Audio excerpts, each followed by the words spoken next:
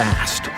So for the next 3 hours, we've carved out a space to talk through it all. And yes, you're invited to weigh in. Jim Braude and Marjorie Egan are up next with Boston Public Radio, here on GBH News 89.7. Funding for our programs comes from you and members of the GBH Champions and Beacon Circles. These most generous annual contributors lead the way in sustaining GBH as a public media resource available and free to all. Learn more at gbh.org/support. Cheer on the pride, sportsmanship, and camaraderie in the 2025 Challenger Division of the Little League World Series, featuring Woburn, Massachusetts, Saturday morning at 10:30 on GBH2. Great white sharks are seen every summer in New England waters, but there are other sharks swimming about, even in Boston Harbor. Oh my gosh. Okay, that's the biggest sand tiger we've ever had. So for the better part of 2 decades now, sand tigers have been protected. And we are optimistically starting to see some signs of recovery. I'm Craig Lamolt. You can find the rest of that story online at gbhnews.org. You're listening to 89.7 WGBH HD1 Boston. Online at gbhnews.org. GBH News. What matters to you? I'm Marjorie Egan. Ahead on the 11 o'clock hour at BPR, we open the lines to talk about reading for fun. Does anybody do it anymore? Surveys say the numbers of people who are reading just because they want to, not because they have to, are way, way down. Do you still do it? Novels, poetry, Shakespeare, Instagram Reels, TikTok, X? Give us a call or text and tell us about your reading habits. I'm Sue O'Connell, in for Jim Braude. Then retired federal judge Nancy Gertner joins us to discuss Trump's D.C. takeover with mine-resistant ambush-protected vehicles, or MRAPs, in the streets of the nation's capital. And we'll get her thoughts on the conservative push for the Supreme Court to overturn same-sex marriage. It's all ahead on the 11 o'clock hour of BPR on GBH and NEPM.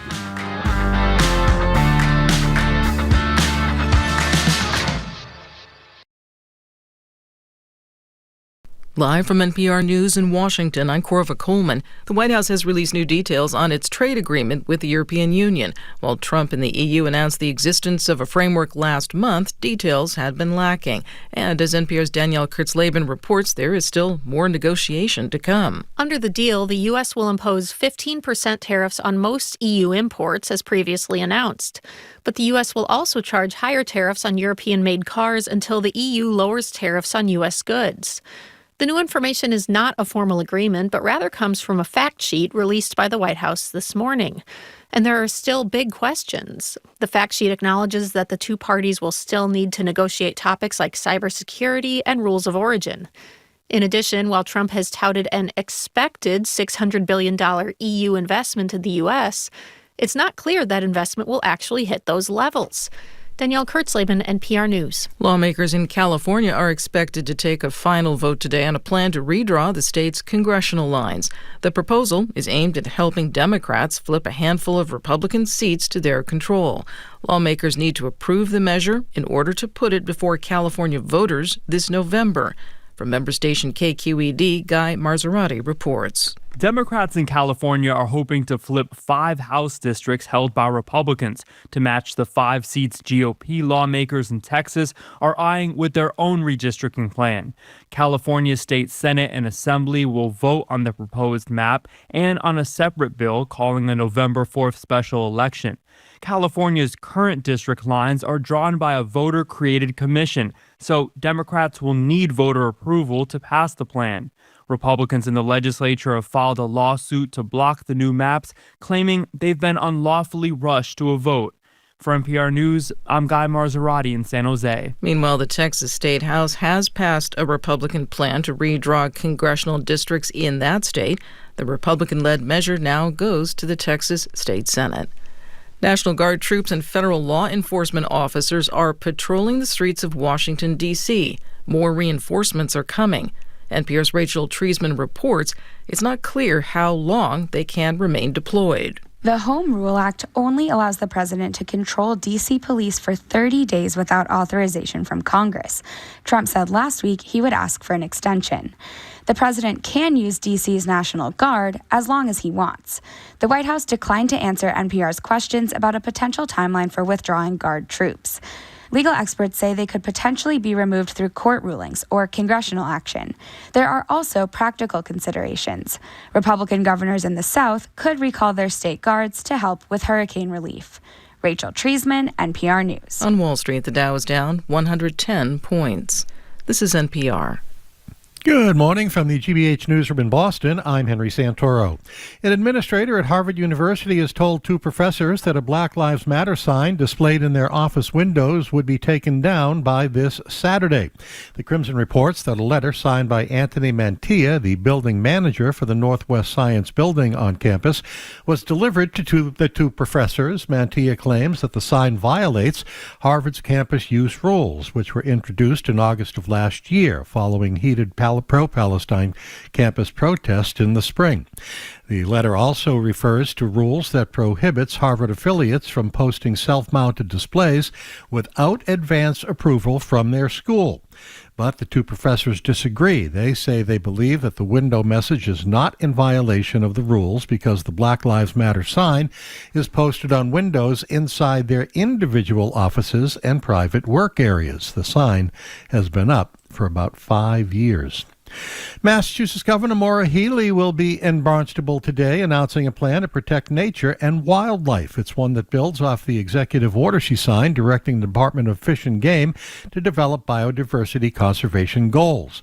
Healey makes the announcement that the Mass Audubon Long Pasture Wildlife Sanctuary on Bone Hill Road in Barnstable about 2:30, 2:45 this afternoon. In sports, Red Sox in New York for a series with the Yankees. Exhibition football. The Patriots play the Giants in New Jersey tonight at MetLife. Surf's up along the East Coast. Don't go in the water. That's what everybody's saying. It's getting rough out there. This is GBH News. Support for NPR comes from NPR stations. Other contributors include Betterment, an automated investing platform that strives to make it easy to be invested. Learn more at Betterment.com. Investing involves risk. And the listeners who support this NPR station.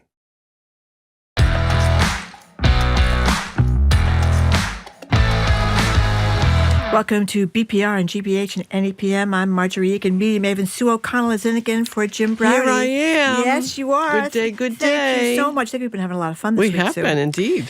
We are streaming at youtube.com/GBH News and back at the Boston Public Library tomorrow. Sue and Juliette Kayyem are going to be hosting. Jim and I will be off. They've got Live Music Friday coming up and Cy Montgomery and much more. A few programming notes here.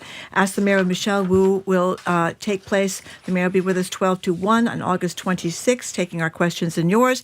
And Josh Kraft, her opponent in the mayoral race, will be with us the next day at noontime. And one more thing, you heard Henry talking about Harvard University administrator telling two professors over there to take down their Black Lives Matter flag. We're going to be talking about that at noontime with Khalil Gibran Mohammed, an African-American studies professor who left Harvard to go to Princeton.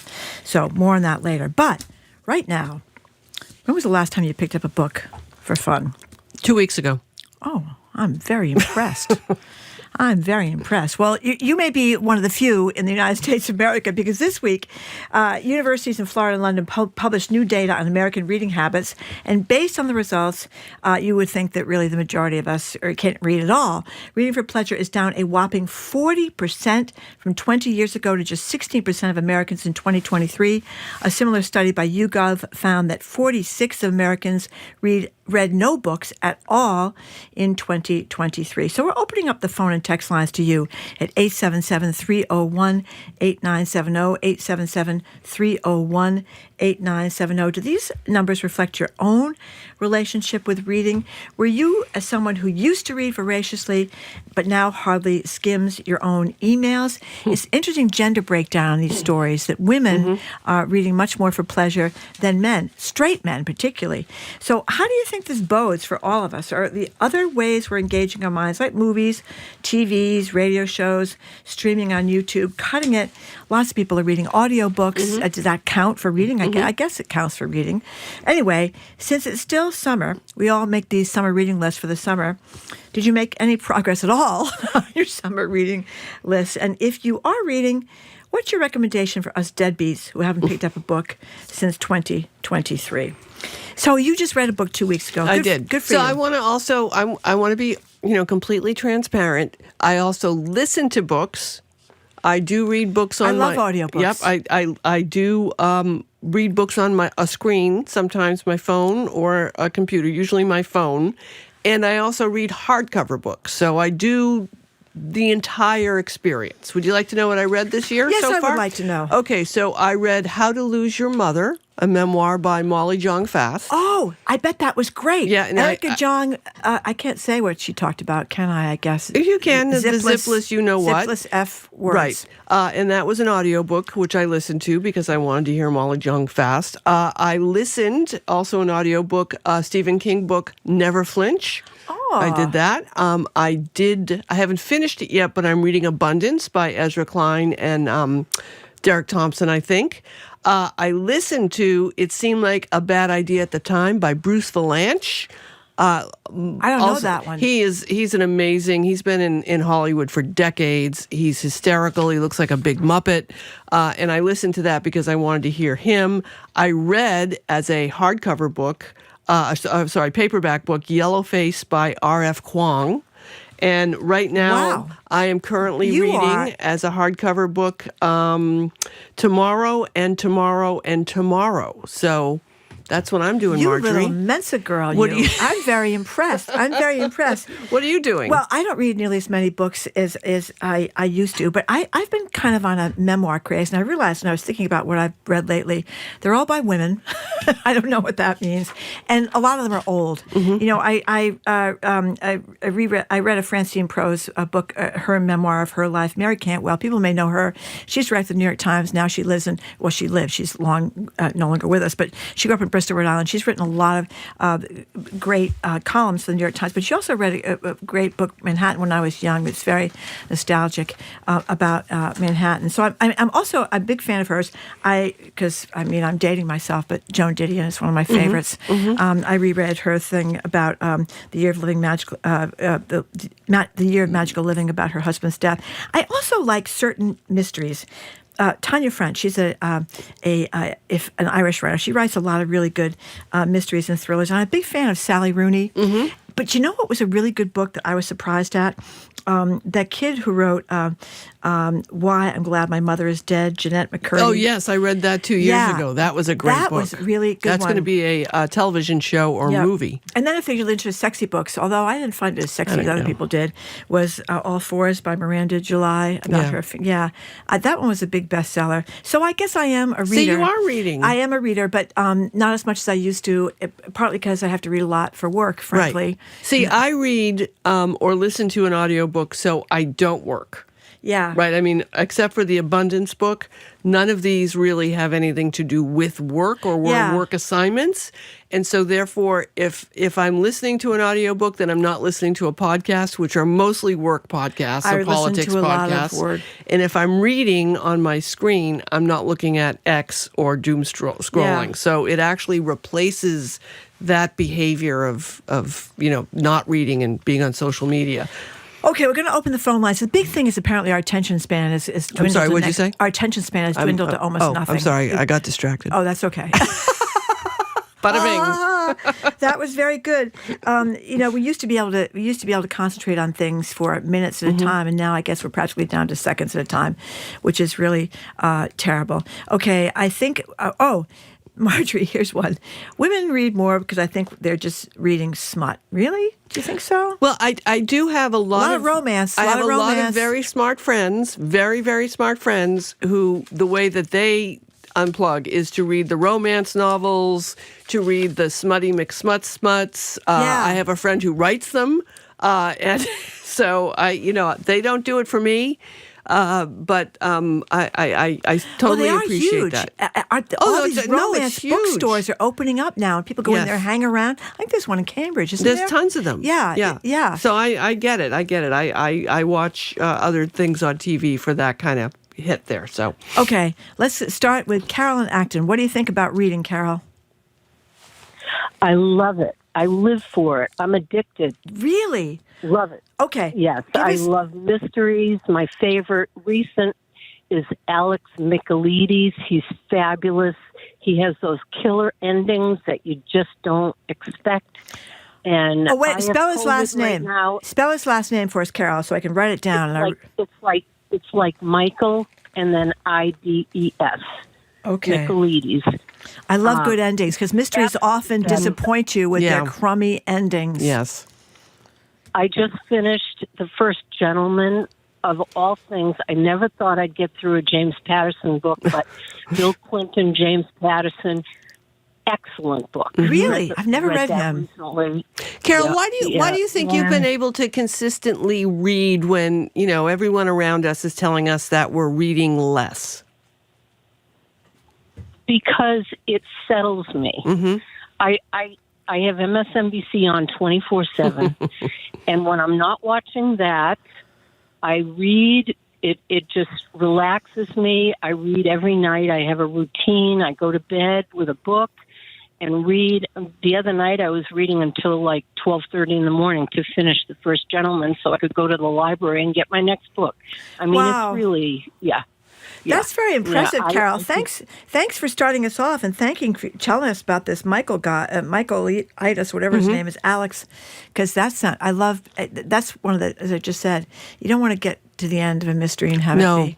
You want to be able to I hate it when you get an answer that either you were completely expecting or that they didn't give you enough breadcrumbs to figure out for yourself. It's like, surprise, this person did it. It's like, really? Yeah, no. It's very upsetting. Here's one of the great John Waters quotes. Going to play this for you. Or I'm going to say it, You're going to say it carefully, right? If you go home with someone and they don't have books, don't blank them. Yeah. I don't have a lot of books that I get rid of them pretty quickly, so I don't keep them. Yeah. So there are, I just have a few books that I keep, but I do move them through.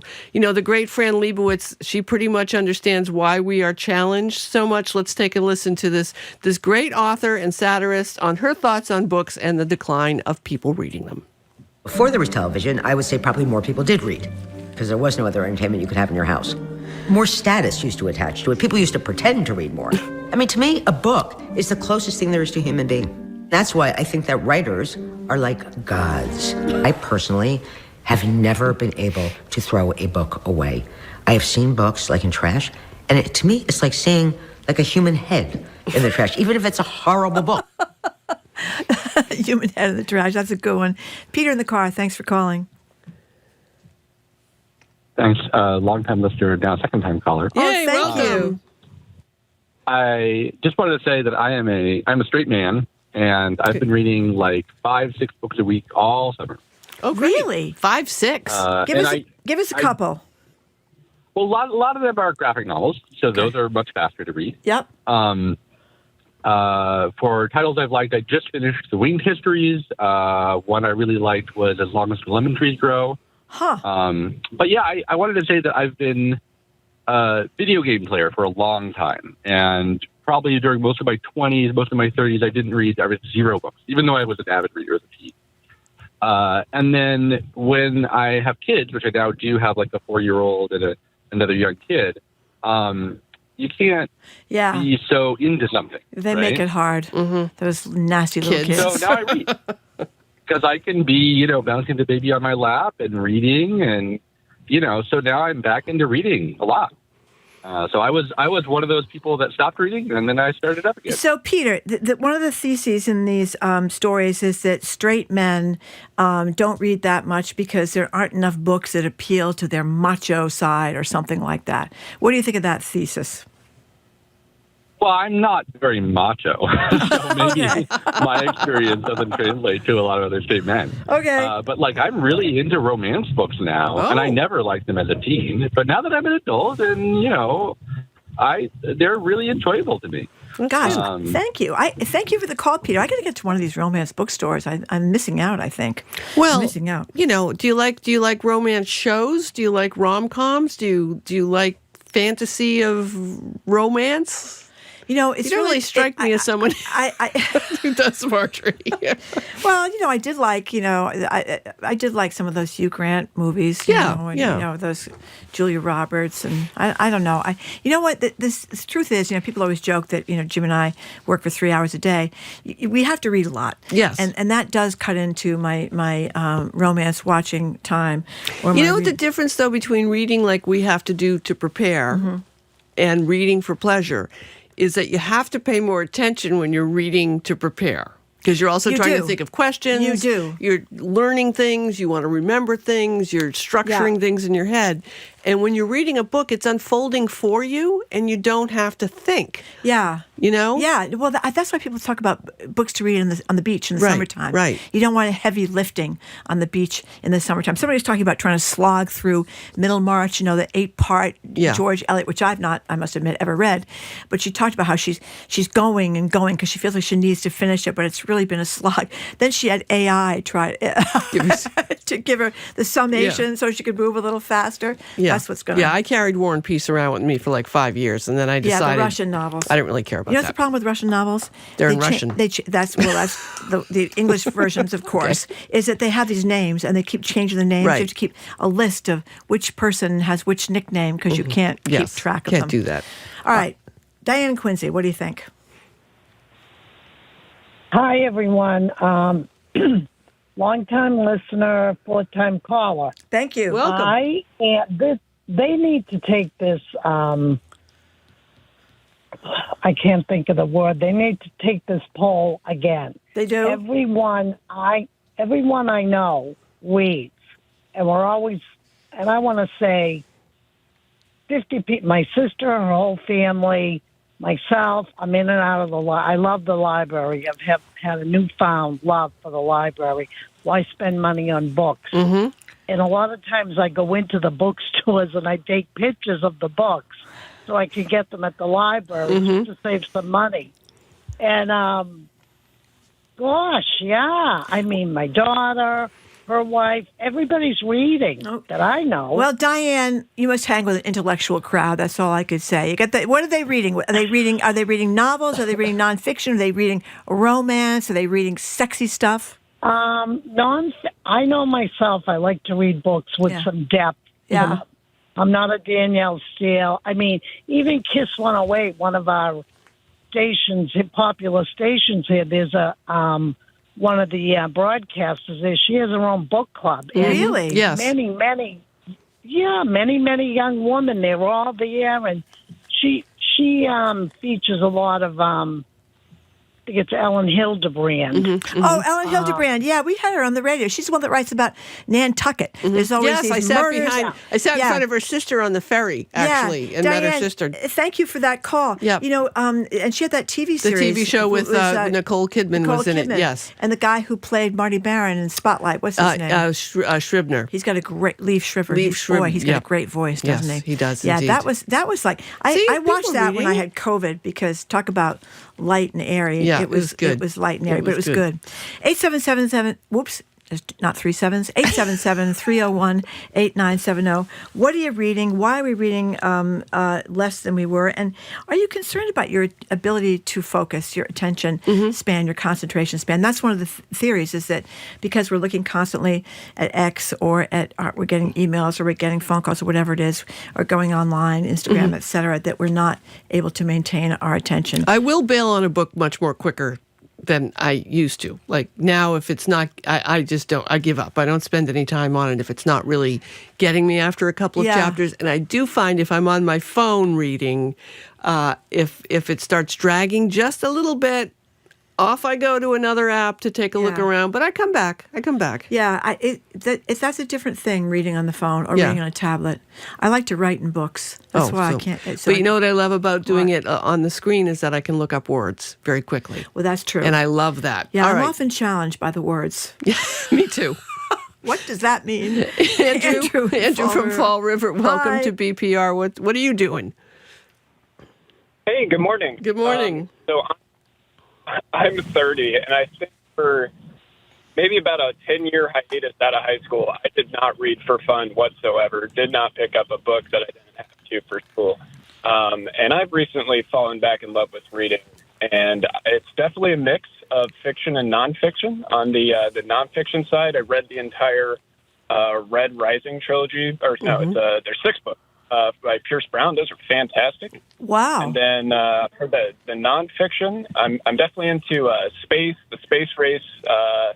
So I just finished Hidden Figures, was the most recent space book, nonfiction, and now I'm reading Leaving Earth by Zimmerman, which is about the Soviet space stations in the 70s and all the crazy, dangerous stuff that went on in there. Wow. So do you think Elon Musk is going to get us to Mars? What do you think, Andrew, after all your space reading? Well, what I've learned is space is very dangerous, and if you've been watching the Starship launches, they're not going so great. So to be determined. Yeah, that is true. All those blowing up starships, and then the pieces are falling all over people. Andrew, that was a great call. So he's gotten back into reading. Ben and Peabody says, my son gave me a reading list titled "Books You Must Read Before You Die." The good news is I am still working on it. Yeah, well, if you get to the last one, you'll be in trouble. This attention span issue is not new. Of course, the great show Seinfeld addressed it. Let's hear what George has to say when he's asked on a Seinfeld episode if he has been reading Breakfast at Tiffany's. How's the book coming? Oh, pretty good. So what's it about? Well, it's about Holly Golightly. Holly Golightly. Yeah, she's quite a character. Yes. You haven't read a page, have you? No. Yeah. Big surprise. I couldn't. If it's not about sports, I find it very hard to concentrate. You're not very bright, are you? No, I'm not. I didn't even know that was a book. I thought that was a short story. Breakfast at Tiffany's? No, I think it was a book. Yeah, book for Truman Capote. Truman Capote? Yeah, book first. Well, to the length of books, when my daughter was in high school, her English teacher assigned them a number of books to read. Not, just you have to read this number of books. So what my daughter did is she went to the bookstore and she looked for the smallest, thinnest books that she could read. And just by chance, she happened to read all of these classics because those were the smallest books. Well, that's true. So it's turned out to be this funny, she'll be talking to someone, and she'll go, oh, I read that. She said, why did I read all these classics? I said, because you picked the short. Well, when you think about a lot of times you look at the great books, the 20th century, the Great Gatsby is usually the top of that Hugo, list, and that's not very long, and neither are the Virginia Woolf books. Yeah, I'm still suffering from Great Expectations that they made us read in high school. That was longer, though, wasn't it, Great Expectations? I haven't finished it yet. Let's jump over to Carter in the car. Isn't that the Carter, Pip and Mrs. Haversham. Yeah, Mrs. Haversham. Oh yeah, Miss Haversham. We're going to come back. We're going to take a break, and we'll come back. I'll tell you real quick. Hang on, Carter. I'll tell you real quick. Miss Haversham, people may not remember. She's the one that was stood up at the altar. So she's lives her whole life with the wedding banquet in the room, and she's in her wedding dress her whole life until she keels over. Mrs. Haversham. You don't want to wind up like that. Not at all. Not all right, stay with us. We're going to get more calls and texts. We're talking about our relationship with reading, and we're going to take more of your calls and texts, so stay with us. I'm Sue O'Connell, in for Jim Browdy. She's Marjorie Egan, and you are listening to BPR on GBH and NEPM and streaming at youtube.com/GBH News.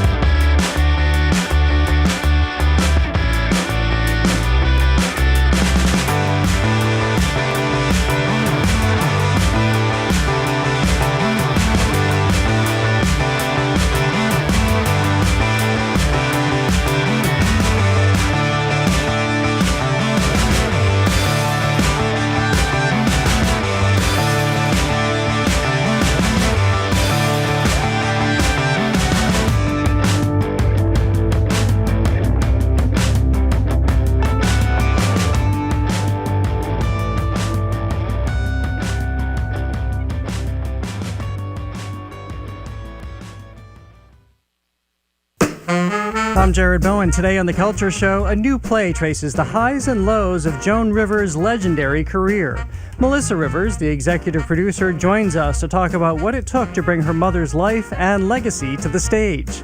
Plus, Uli Lorimer of the Native Plant Trust on advice for late-season perennial blooms. That and more is on The Culture Show today at 2 on 89.7 GBH.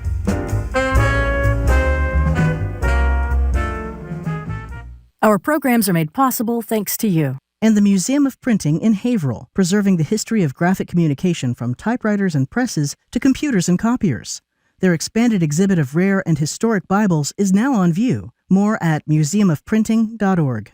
And PNC Bank, who believes when you pay attention to the details, amazing things can happen. Like when you check the pockets of a jacket you haven't worn since last fall and find $20. PNC Bank, brilliantly boring since 1865.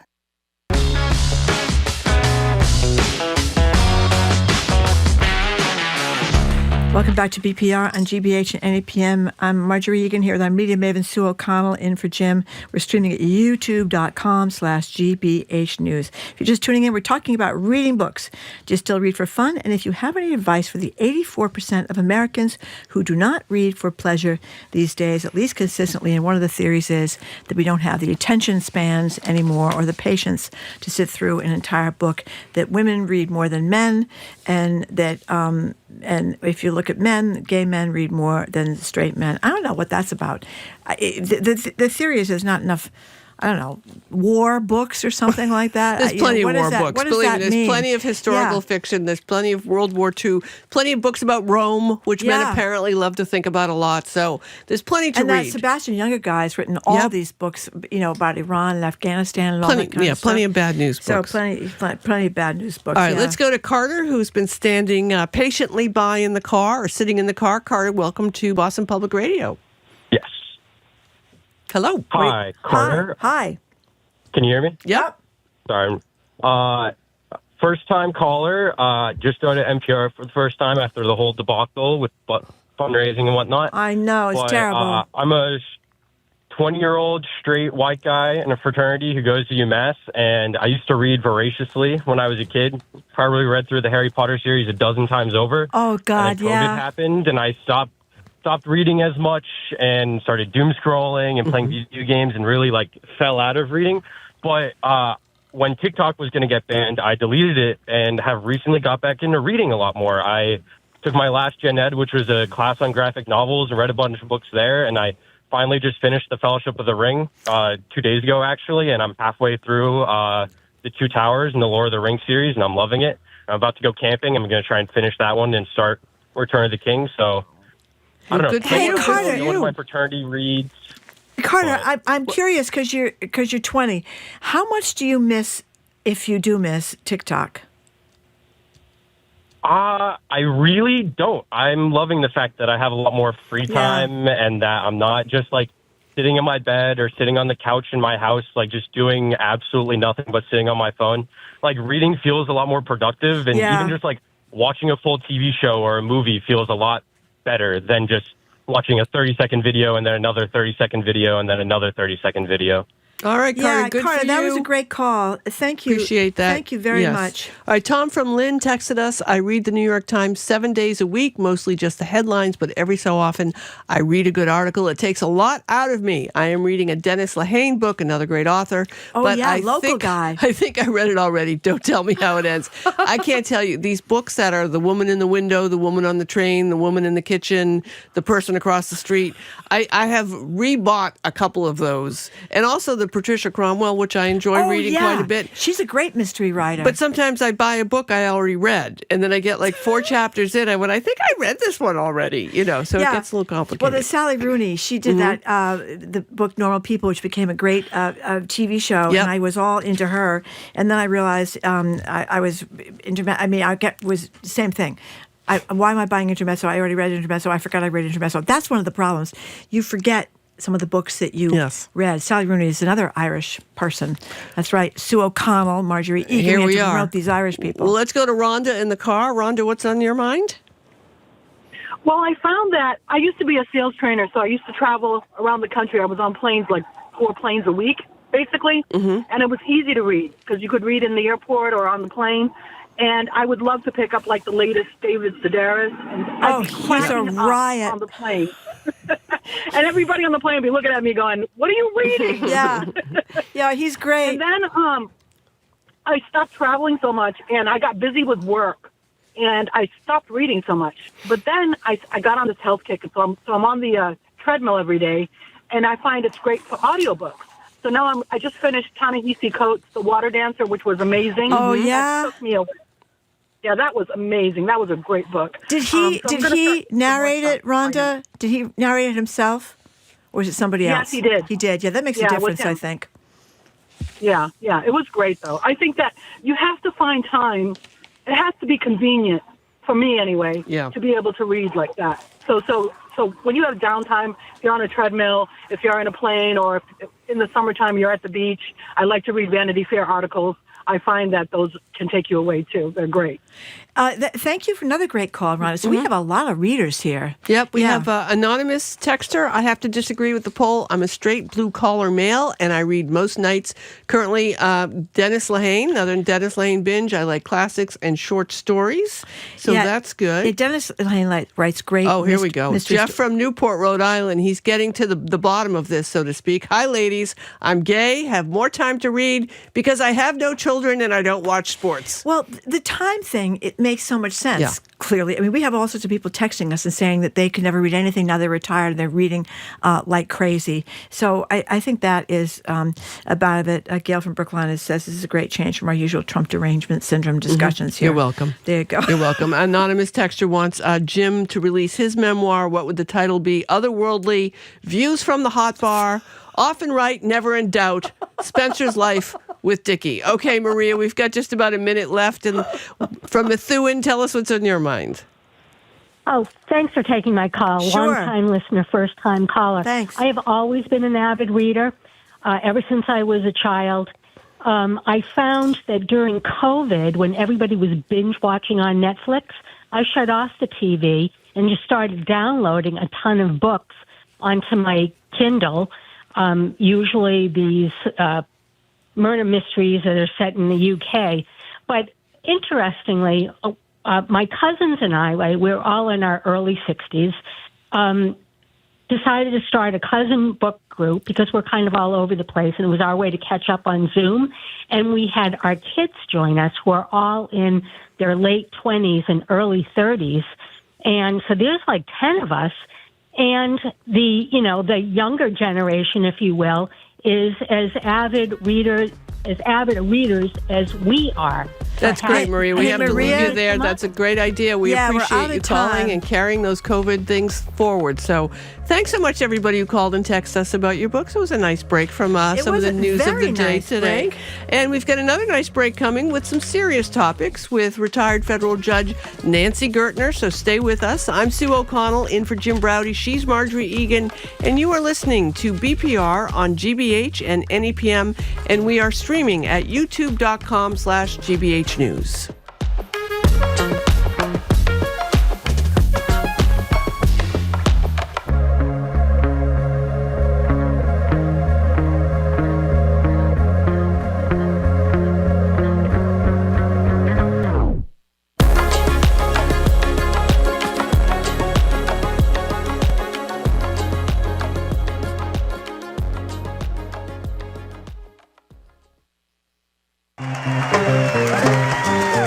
Next time on The World, the sweet sounds of salsa and its origin story in 1960s New York City. The whites had their music, the black had Motown, and the Latino didn't have anything, and here comes Fania. Here comes Fania with salsa swinging grooves, next time on The World. This afternoon at 3, here on GBH News 89.7.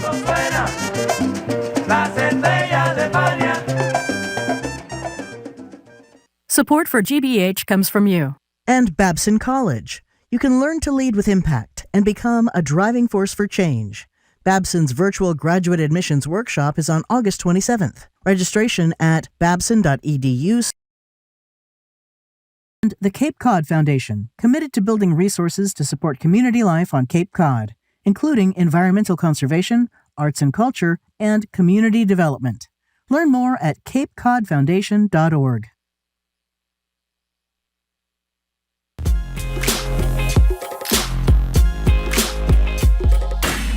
Welcome back to BPR on GBH and NEPM. Media Maven Sue O'Connell is in for Jim Browdy. He'll be back next week. We're streaming at youtube.com/GBH News. Couple of programming notes. At the BPL tomorrow, Sue O'Connell and Juliet Kayam will host want to let you know that August 26th, Michelle Wu will join us at the library from 12 to 1 to take our questions and yours. And the next day, Josh Kraft, who's running against her for mayor of Boston, that's August 27th, will also join us at noon. But right now, we are joined on Zoom for another edition of On the Docket by retired federal judge Nancy Gertner, senior lecturer at Harvard Law School and a BPR contributor. Thank you very much, Judge Gertner, for joining us. It's good to be here. Great to see you. All right, Judge Gertner, let's start with something. I think a lot of people hear the phrase thrown around quite a bit, and unless you really understand what's happening, and something happens, sometimes happening a lot right now, an article at the SCOTUS blog talking about the emergency docket at the Supreme Court. Of course, this is the interim relief docket, known also, AKA the shadow docket. Can you just talk first for us about what it is and also, how often is it being used compared to other eras? The Supreme Court usually rules in cases in which they put it on their calendar. They set it up for oral argument. There are briefs and amicus briefs. An oral argument is often set months later and can take 2 hours of oral argument. And then they issue a decision, usually sometimes before June, but oftentimes clustered in June. The shadow docket, the emergency docket, are cases asking for relief for which the court has to respond right away. All the analyses of the shadow docket, as it's called, before Trump, in my view, are not helpful because this is an administration with so many executive orders that do so many fundamental things that the court, the cases go through the lower court and then sometimes go to the Court of Appeals and then come to the Supreme Court. The Supreme Court has been called upon to do emergency orders, which means oftentimes something is docketed. Maybe there are briefs that are part of the request for relief, no oral argument, and oftentimes the decision is a paragraph, grant or denied, with 1 or 2 sentences. You see more and more in this term in particular dissents from other judges that sort of flesh out the reasoning much more. But for the most part, the decision of the court is a truncated one paragraph. Let me just say sort of one technical issue. It's one thing to have emergency relief. The court has to give emergency relief. The question then is, what is the status of that emergency relief? Is that precedent? Presumably, a case that has shot up to the court without meaningful briefing, without oral argument, should not be precedent in other cases. This was something we had to do immediately. It didn't have the usual formalities. This court has found precedent in its one-paragraph decisions binding judges in other cases, which is, in my view, outrageous. You know what I wondered about this whole SCOTUS blog about the emergency docket? Can we learn? You mentioned judges that were dissenting. A lot of them were coming from Jackson, Justice Jackson. What can we learn about them in general? It seems to me, from my reading, that they're going along with Trump a lot more than usual. But I could be wrong, and that. I think that that's right. I have the statistics in front of me, actually. Oh, good. So. First of all, just broadly speaking, put in context, there were 373 lawsuits which have been brought challenging Trump's executive orders. Now, you understand Trump has been governing by executive orders more than any other president has. 373. The vast majority of these cases where the plaintiffs sought injunctions stopping the executive order, the lower courts have granted them. And that includes both Democrat and Republican appointed judges, even Trump judges. So the lower courts have said stop in many of these cases. The courts of appeals have largely said stop as well. In contrast, the Supreme Court has ruled for Trump in almost all of those cases. So of the 18 cases that have come up to the court challenging executive orders, the court has ruled in Trump's favor in all 18. So basically ignoring oftentimes lengthy decisions of the district court, of all judges that come from Republican, Democrat, even Trump, ignoring the Court of Appeals. And let me just say what they are: block nationwide injunctions, allow the president to fire agency heads, allowing him to mass fire civil servants in reductions in force, allowing him to dismantle executive branch agencies, to remove non-citizens to third countries where they may be tortured, requiring individual hearings for everyone unlawfully detained, which makes it very difficult to litigate these issues. So while the overall pattern, one of the articles on SCOTUS blog was saying, there have been cases pro-Trump, anti-Trump for the government. In the 18 cases challenging executive orders of Trump, all of them, they've ruled in favor of Trump, with dissents typically from Kagan, Jackson, or Sotomayor. So, Judge Gertner, if someone is hearing this and they're concerned about it, is there anything that anyone can do about it to either express concern or demand a change of course? There's not much one can do about the Supreme Court now. Under Biden, there were proposals to expand the court, to set up term limits. I think that the answer has to be one in terms of public outrage about the court. One never knows how much that filters up, and the executive orders are in part a function of a Congress that is asleep, which is to say, Trump is doing what he's doing. If Congress had stepped in on any of these issues, it would have been a different kind of contest. Yeah, so, and one of the things I think is so stark, and you know the law, but that these people that work for the federal government, they were not supposed to be able to be fired. And so they've been fired anyway, and the Supreme Court is going along with this. Are those people just, that's the end of the story? Or well, these are temporary orders. These are sort of orders that come up on an emergency basis.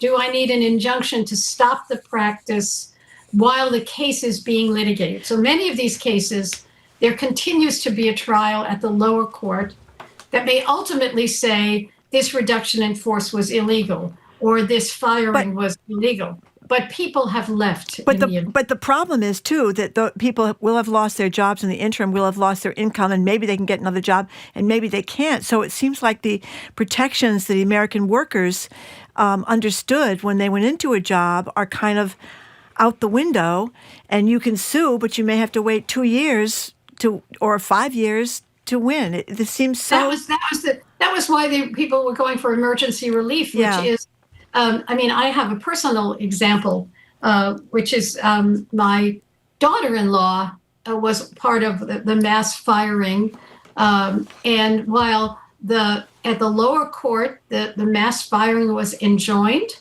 so that means she could go back. And then it percolates up through the courts of appeals. And then the Supreme Court sets aside the emergency order. So the dilemma is, do you wait to see what ultimately will be happening, or do you get another job?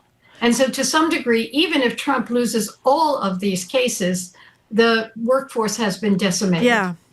And the majority of the Supreme Court is on. Is it fair to say the majority of the Supreme Court is on board with that because we have these rulings? That's what we take away from this, I guess.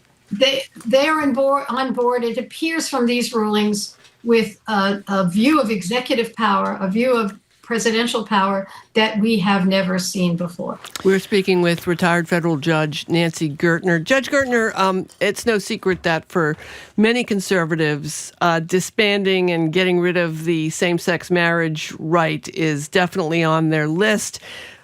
Listeners may be familiar with the name Kim Davis. She, of course, is the former county clerk from Kentucky who was jailed in 2015 for refusing to issue marriage licenses to a gay couple. She says on religious grounds she has previously been married and divorced a couple of times herself before this religious moment that she's been having. She's now appealing the jury verdict, and she has taken it to the Supreme Court. Many people I've talked to say this is not the case that may or may not, but unlikely to overturn same-sex marriage. But what's your take on the merits of this case and what it says for the entire effort that I think we can agree is happening to overturn same-sex marriage? Well, this is a case.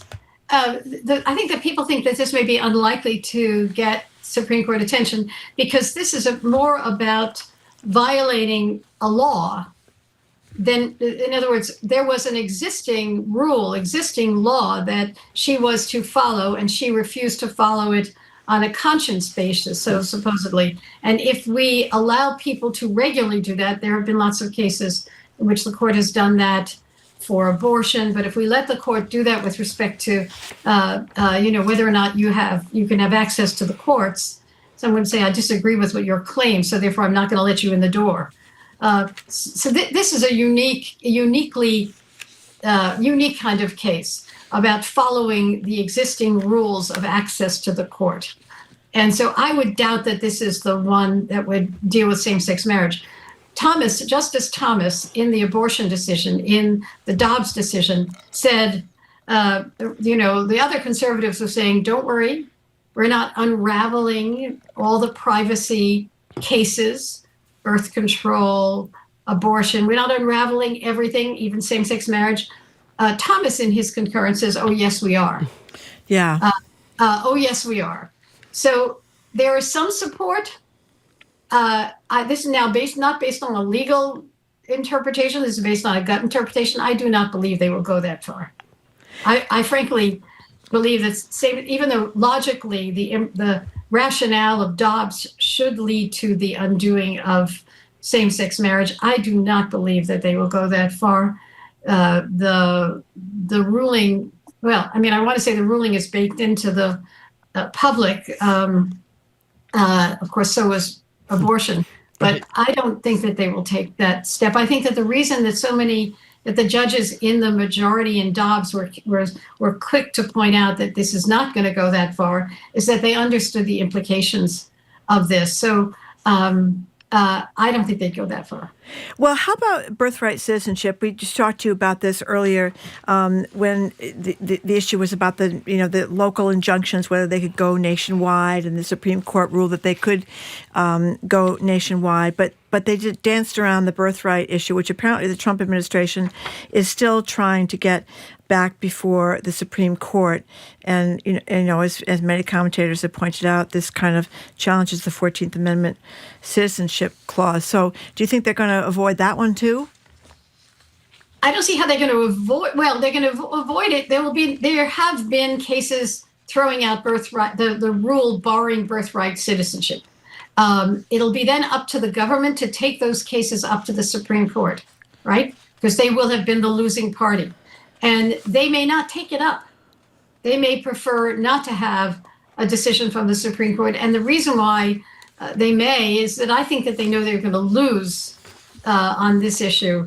This is a situation. The legitimacy of birthright citizenship in the United States really is supported by the overwhelming majority of scholars, law professors. I mean, this is just not likely to happen at the Supreme Court level. So they may not appeal because they would rather have district court decisions, even district court decisions that are class-wide, than lose at the Supreme Court. It will have the difference may be it will not be legal because these are class-wide injunctions that actually apply to everyone. In other words, when a district court says, I'm going to certify a class of everyone who is likely to be affected by barring birthright citizenship, and then issues an order saying birthright citizenship stands, it does apply to the whole country. So practically speaking, it doesn't have to go to the Supreme Court because there's a nationwide injunction. My personal feeling is I don't think they'd want to take it to the Supreme Court because I don't think they want to lose. Okay, so the other thing that is going on that is disturbing to many people in D.C. and elsewhere is the arrival of these National Guard troops in the District of Columbia, and they're coming now from other states, and there's concern that they might wind up going to other states, blue states, New York City, even Boston. Where's the legal lines there for what's gone on? DC is a unique case, which I think is why they started there. The DC National Guard is actually under the supervision of the president. The DC police, the Metropolitan District Forces, are under the supervision of the mayor by dint of a statute, their home rule statute. What Trump did is he took command of the DC National Guard, and then he essentially tried to take command of the metropolitan forces as well. He doesn't have a right to take them over. What he did is he had National Guard, he had troops working with the Metropolitan Police on ordinary crime, but they don't have the federal government doesn't have a right to arrest people, etc. It's a distinction without a difference, right? There's a National Guard guy or an immigration guy, dressed to the nines, with a gun, standing next to a metropolitan officer arresting someone for a drug charge. They can't do it directly, but because of the law, but they can stand next to the guy who's doing it. So this was a formal difference. This was symbolic. With respect to LA and Boston and Chicago, they have the federal government has fewer rights, and those issues will be litigated. It has fewer rights to take over absent an insurrection. But he's done so many things that are illegal already and gotten away with them. You wonder whether he could, force this down people's throats and then say, well, we'll go to court later, or you take me to court, we'll meet you in court. But meanwhile, I'm bringing in the National Guard. He's gotten away with that sort of thing. Well, it's currently under attack in LA, and I would predict that Trump is going to lose in the LA case. In other words, Judge Breyer, Justice Breyer's brother, actually, the judge in the case, deciding whether or not what the troops did violated what's called the Posse Comitatus Act. The Posse Comitatus Act says it's very important. That there is really civilian control over local law enforcement. That the Army has no role in that. That in fact it violates the Posse Comitatus Act should federal troops have any role in local law enforcement. Breyer is litigating whether or not federal troops have had a role in local law enforcement, whether that actually happened. So I think that the federal government is going to lose that case and lose it rather quickly. To your point that Trump takes action and then thinks later, yes, he does that. And what you've seen are the courts racing to keep up, and litigators racing to keep up. I think that they have so far. I think every one of these executive orders has largely been met by a lawsuit. And as I said before, most of those lawsuits have been won at the lower levels. And while things are percolating to the Supreme Court can't deal with all of these cases. Yeah. Do we have time for one more quick one about... yeah, we could just ask quickly. Judge Gertner, talking about pushing back Abrego Garcia's lawyers. This is, of course, the man who was deported, arrested. His lawyers are now saying he was wrongfully expelled to El Salvador and are suing and accusing the Justice Department of vindictive prosecution. Can you just quickly tell us what vindictive prosecution is? And is this something that his side would be successful with? Well, it's a defense. So he was prosecuted for some case years ago that he had been stopped for and had never led to a charge. So he's being prosecuted for that. They are defending by saying this is not a prosecution based on a legitimate basis. This is a prosecution basically to retaliate against him for standing up for his rights. That's essentially that's an illegitimate basis on which to premise a prosecution. It's rarely successful. Because most of the time there's a thing called, I'm getting very technical today. No, we like it. I mean, there's a thing called the presumption of regularity, which is we presume that the government acts in legitimate and regular ways. what the Abrego Garcia lawyers are saying and lawyers across the country are saying.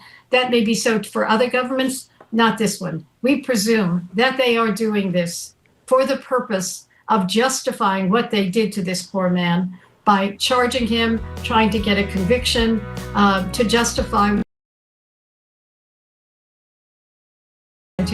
to El Salvador.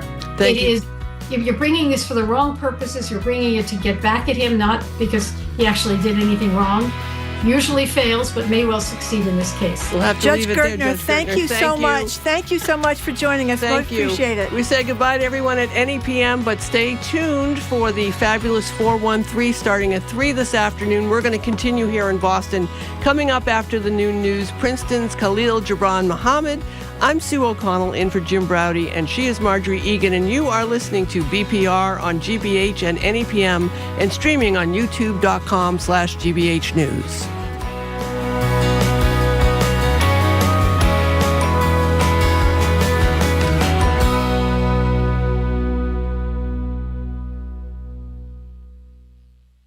It's not over yet. More smart conversation about community issues up ahead with Jim Browdy and Marjorie Egan on Boston Public Radio, right after a news update from NPR. Stay with us here on GBH 89.7.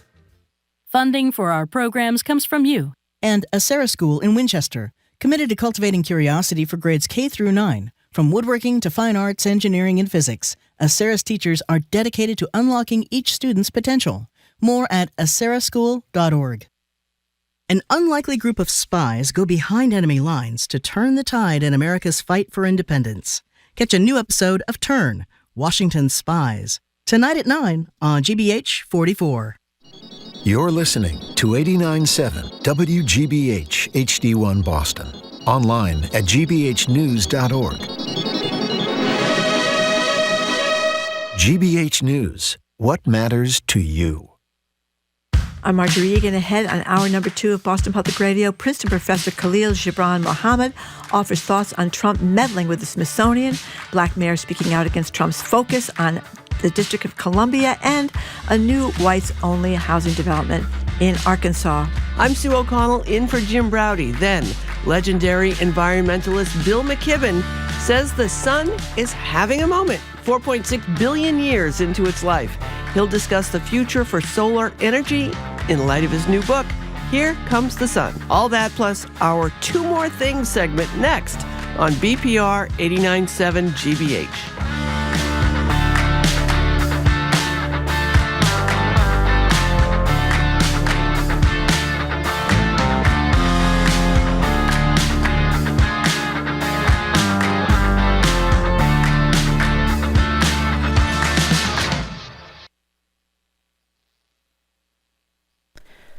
Live from NPR News, I'm Lakshmi Singh. Israel's given the green light for the construction of thousands of new homes in the occupied West Bank. Critics say the long-delayed settlement project will bury the chances of a Palestinian state. NPR's Jackie Northam has more from Tel Aviv. The so-called E1 settlement project has been on the drawing board for more than 2 decades, but pressure from the U.S. and other nations prevented it from becoming a reality until now. The controversial development, which involves more than 3,400 housing units, will be built on a tract of land east of Jerusalem, effectively slicing the West Bank in two. The Palestinian Authority called the development illegal and said it would destroy the chance of a two-state solution. Israel's ultra-right finance Minister Bezalel Smotrich, who approved the plans, said the E1 settlements will erase any notion of a Palestinian state. The number of settlements has quickly grown over the past few years, despite international condemnation. Jackie Northam, NPR News, Tel Aviv. Hurricane Erin is expected to remain out at sea. However, Bruce Conviser reports from New Jersey the storm's proximity to the coastline poses a threat to anyone considering going into the ocean. More than a dozen beaches along New Jersey's 140-mile coastline will be closed today as Hurricane Erin churns northward through the Atlantic Ocean. New York City beaches will also be closed. Wind-whipped waves create ideal conditions for deadly riptides. Riptides are dangerous because it's very difficult for anyone caught in the current to get back to shore. Tropical storm force winds are expected to batter area coastlines with tidal surges up to 10 feet. Coastal flooding and beach erosion seems likely. When the beaches will reopen is unclear. The worst-case scenario would have them closed through the weekend. For NPR News, I'm Bruce Conviser in Greenbrook, New Jersey. And this unusually large storm is producing tropical storm conditions across the eastern seaboard and will do so for the next few days. Washington Governor Bob Ferguson has spoken to NPR after he received a letter from Attorney General Pam Bondi that threatened criminal prosecution of him and other officials for allegedly impeding immigration enforcement. In Pam Bondi's letter to me, she cites no law that says we're in violation of federal law. She cites nothing. It is all posturing, and as a lawyer, it's clear to me that our law is lawful. We follow all applicable federal laws, and that's why I don't think she's going to challenge us in court, because she would lose. The Trump administration says it is carrying out a mandate from a majority of U.S. voters to crack down on illegal immigration in the country. It has accused Democratic-led states of blocking the federal effort by promoting protections for migrants in the U.S. illegally. From Washington, this is NPR News. Good afternoon. With the latest from the GBH Newsroom, I'm Henry Santoro. Suffolk County Sheriff Stephen Tompkins finds himself in a federal court this afternoon. 2 weeks ago, he was arrested and indicted for extortion.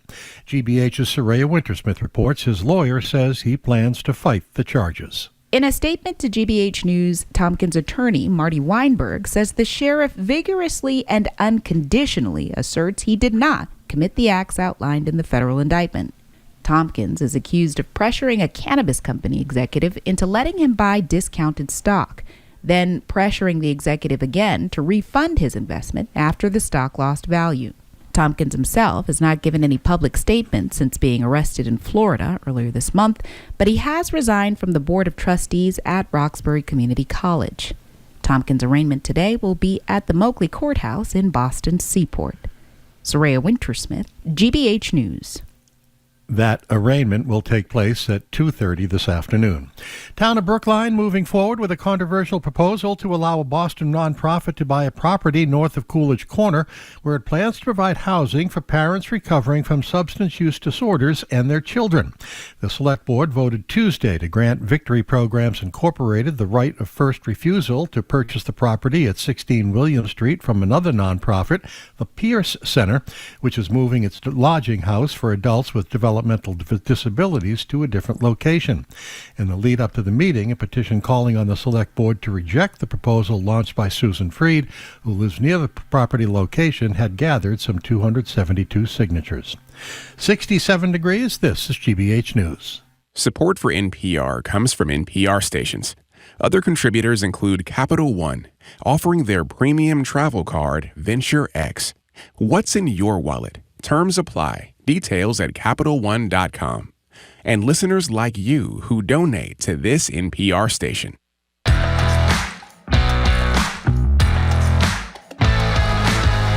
Welcome to hour number 2 of Boston Public Radio. I am here with media maven Sue O'Connell, in for a still vacationing Jim Browdy. We're streaming at youtube.com/GBH News. Back at the Boston Public Library tomorrow, Sue O'Connell and Juliette Kayan will be hosting for Jim and me. I have the day off tomorrow, too.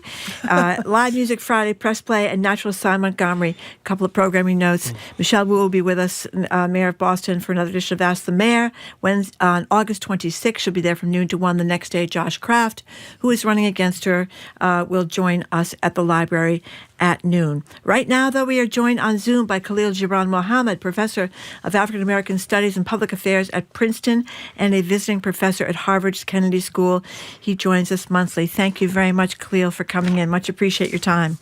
Thanks, Marjorie. Good to see you. Hi, Sue. Hi, good to see you again. So you're coming to us on the heels of a story that just broke in the Crimson, the Harvard University newspaper, about Harvard removing Black Lives Matter messages from the windows of some biology professors. And I think it's safe to say that in colleges and universities all across America, people have been hanging signs of all sorts, and there hasn't really been much of a pushback. They, of course, we're looking at this through the lens of the Trump administration and what the Trump administration has been demanding from Harvard, who a couple of months ago, I think we were saying was maybe a hero, and right now we're not sure where they're at. What's happening here at Harvard with this, and what's your take from your viewpoint where you are about what colleges are doing? Well, the Crimson is reporting that 2 biology professors in a campus lab posted a Black Lives Matter sign across multiple windows facing to the street back in 2020.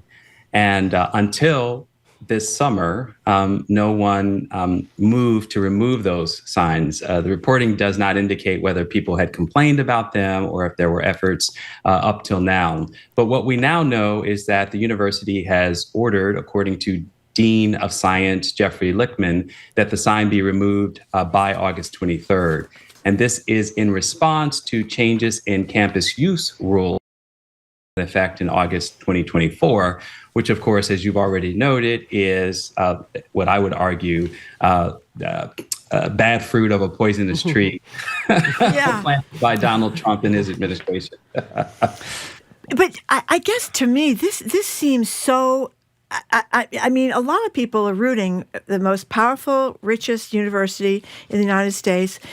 We were so happy when we thought for a while anyway that they weren't capitulating. Now they're negotiating. We're going to talk about hiring practices. I was always skeptical. No, you were. You were skeptical. Call me little last Pollyanna. time we spoke, you were skeptical. Yeah, but this to me is so petty. There are Black Lives Matter signs all over the place. I mean, I don't know how many there are at Harvard University or other schools, but this really. This is what we've come to. You're going to take down a Black Lives Matter sign? That's been up for 5 years. Yeah, it just seems so beneath them.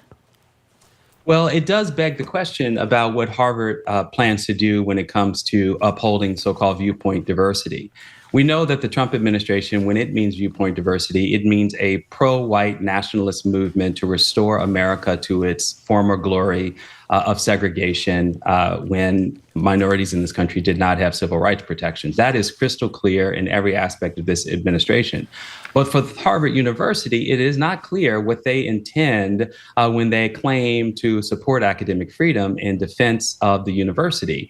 One would expect in this case to protect a kind of glorious pluralism of voices and messages in a competition of ideas at a university. Some people have Black Lives Matter. Some people might be flying the Israeli flag or putting an image of it in their office window. What we can expect here then is that a massive policing of anything that the university might deem to be so-called political.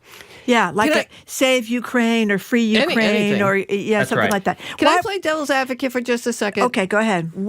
How about the argument that, listen, if we can just take we'll stay with the fruit metaphor, with your fruit metaphor. If we can just take some of this low-hanging fruit that the Trump administration would target us for, that if we are, yes, it's definitely a squashing of free speech, but if the sign's not up, they're not going to tell us to take it down. You know, I might argue against myself that they'll find something else to argue with us about. But is there an argument to be made that if we just kind of reduce things a little bit and hold tight, in 3 years, we'll be back to normal?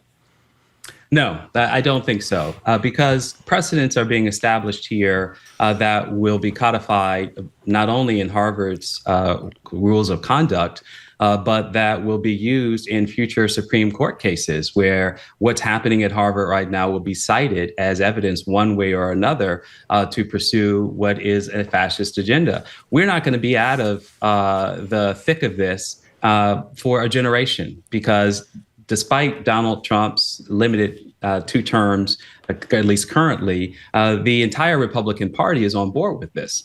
So I do think that it matters what Harvard is doing when it comes to defending academic freedom at this time. You know, just one thing to get this on my system. Later today, we're talking to these teenagers who from Ukraine who are here temporarily, and they're talking about what the war has meant. And so we have people in Ukraine Vladimir Putin wants a land swap. They're not at this point going to give a land swap. So they're going to continue to get bombed and die because they are not going to give up their land and stand for their own freedom. I guess what I'm stunned at, we get a lot of flaws. We're a racist country, money, money, money. But it's just kind of shocking. And again, maybe I'm a little naive Pollyanna, but it's fairly shocking to me. And you said you were skeptical from the beginning. I kind of thought differently. I thought we'd see people stand up instead of capitulating all over the place. This doesn't speak well, between Harvard, the other universities, the law firms, the Republicans themselves that are just on bended knee 24/7 about the United States. Yeah, well, listen, I mean, we are now months into this administration. We've passed the 6-month mark, and things have gotten worse. The resistance in terms of institutional resistance is a mixed story. I said before, I think it remains true. Harvard was at war with itself as to its commitments to what has now been criminalized as anti-discrimination against whites, or Trump's use of woke as an epithet, or more particularly its DEI policies. I was a firsthand witness to some of the work that prior presidents had tried to institutionalize, going back to Drew Faust and then Larry Bacow. By the time we got to Claudine Gay, we were already looking at significant pushback to her leadership. And certainly since October 7th, it was a full-scale assault on her legitimacy as president. But what I have consistently said is that if you look across the past 10 years, Harvard was not entirely committed. There was no consensus reached on this. Yeah. A lot of the policies were top down. And as a consequence, once Donald Trump took office and unleashed his attacks, many people, it wasn't that they capitulated, they felt relieved by what was happening. So we are seeing two different things happening on the face of things. We're seeing Harvard hold on to its research funding, at least try to through lawsuits, and hold on to its academic freedom, which makes it a university as opposed to a political institution. But on many other matters, like Black Lives Matter signs in lab offices, Harvard is really not interested or committed any longer, in my opinion. Well, that's pretty damn depressing. But okay, one last thing about Harvard, and then we want to move on. There's many stories now talking about that Harvard's hiring investigation, here's the headline from the Globe, could impact the university workforce and the university and the hiring practices at universities all around the country. Yeah, what are they talking about? The Equal Employment Opportunity Commission investigating Harvard. That's right. What are they talking about here? Well, it looks like, again, the commitment of the Trump administration to advance a specious and false argument that there is massive anti-white discrimination in America. In fact, Donald Trump said so in a rally back in January of this year, that since the 1960s, racism and bigotry against white people, and that's a little bit of a paraphrase because he doesn't say it explicitly like that, but if you hear it, listen to the remarks, that's what he's intending for his audience to hear, has been going on. And so much of the policy apparatus that we now see being implemented by this administration is putting teeth behind it. In this particular case, the EEOC, the Equal Employment Opportunity Commission, has been literally turned inside out. It is now enforcing what it perceives to be the disparate impact of demographic shifts where there is greater representation at Harvard and elsewhere in faculty and administrators of color. So let me just break that down very simply.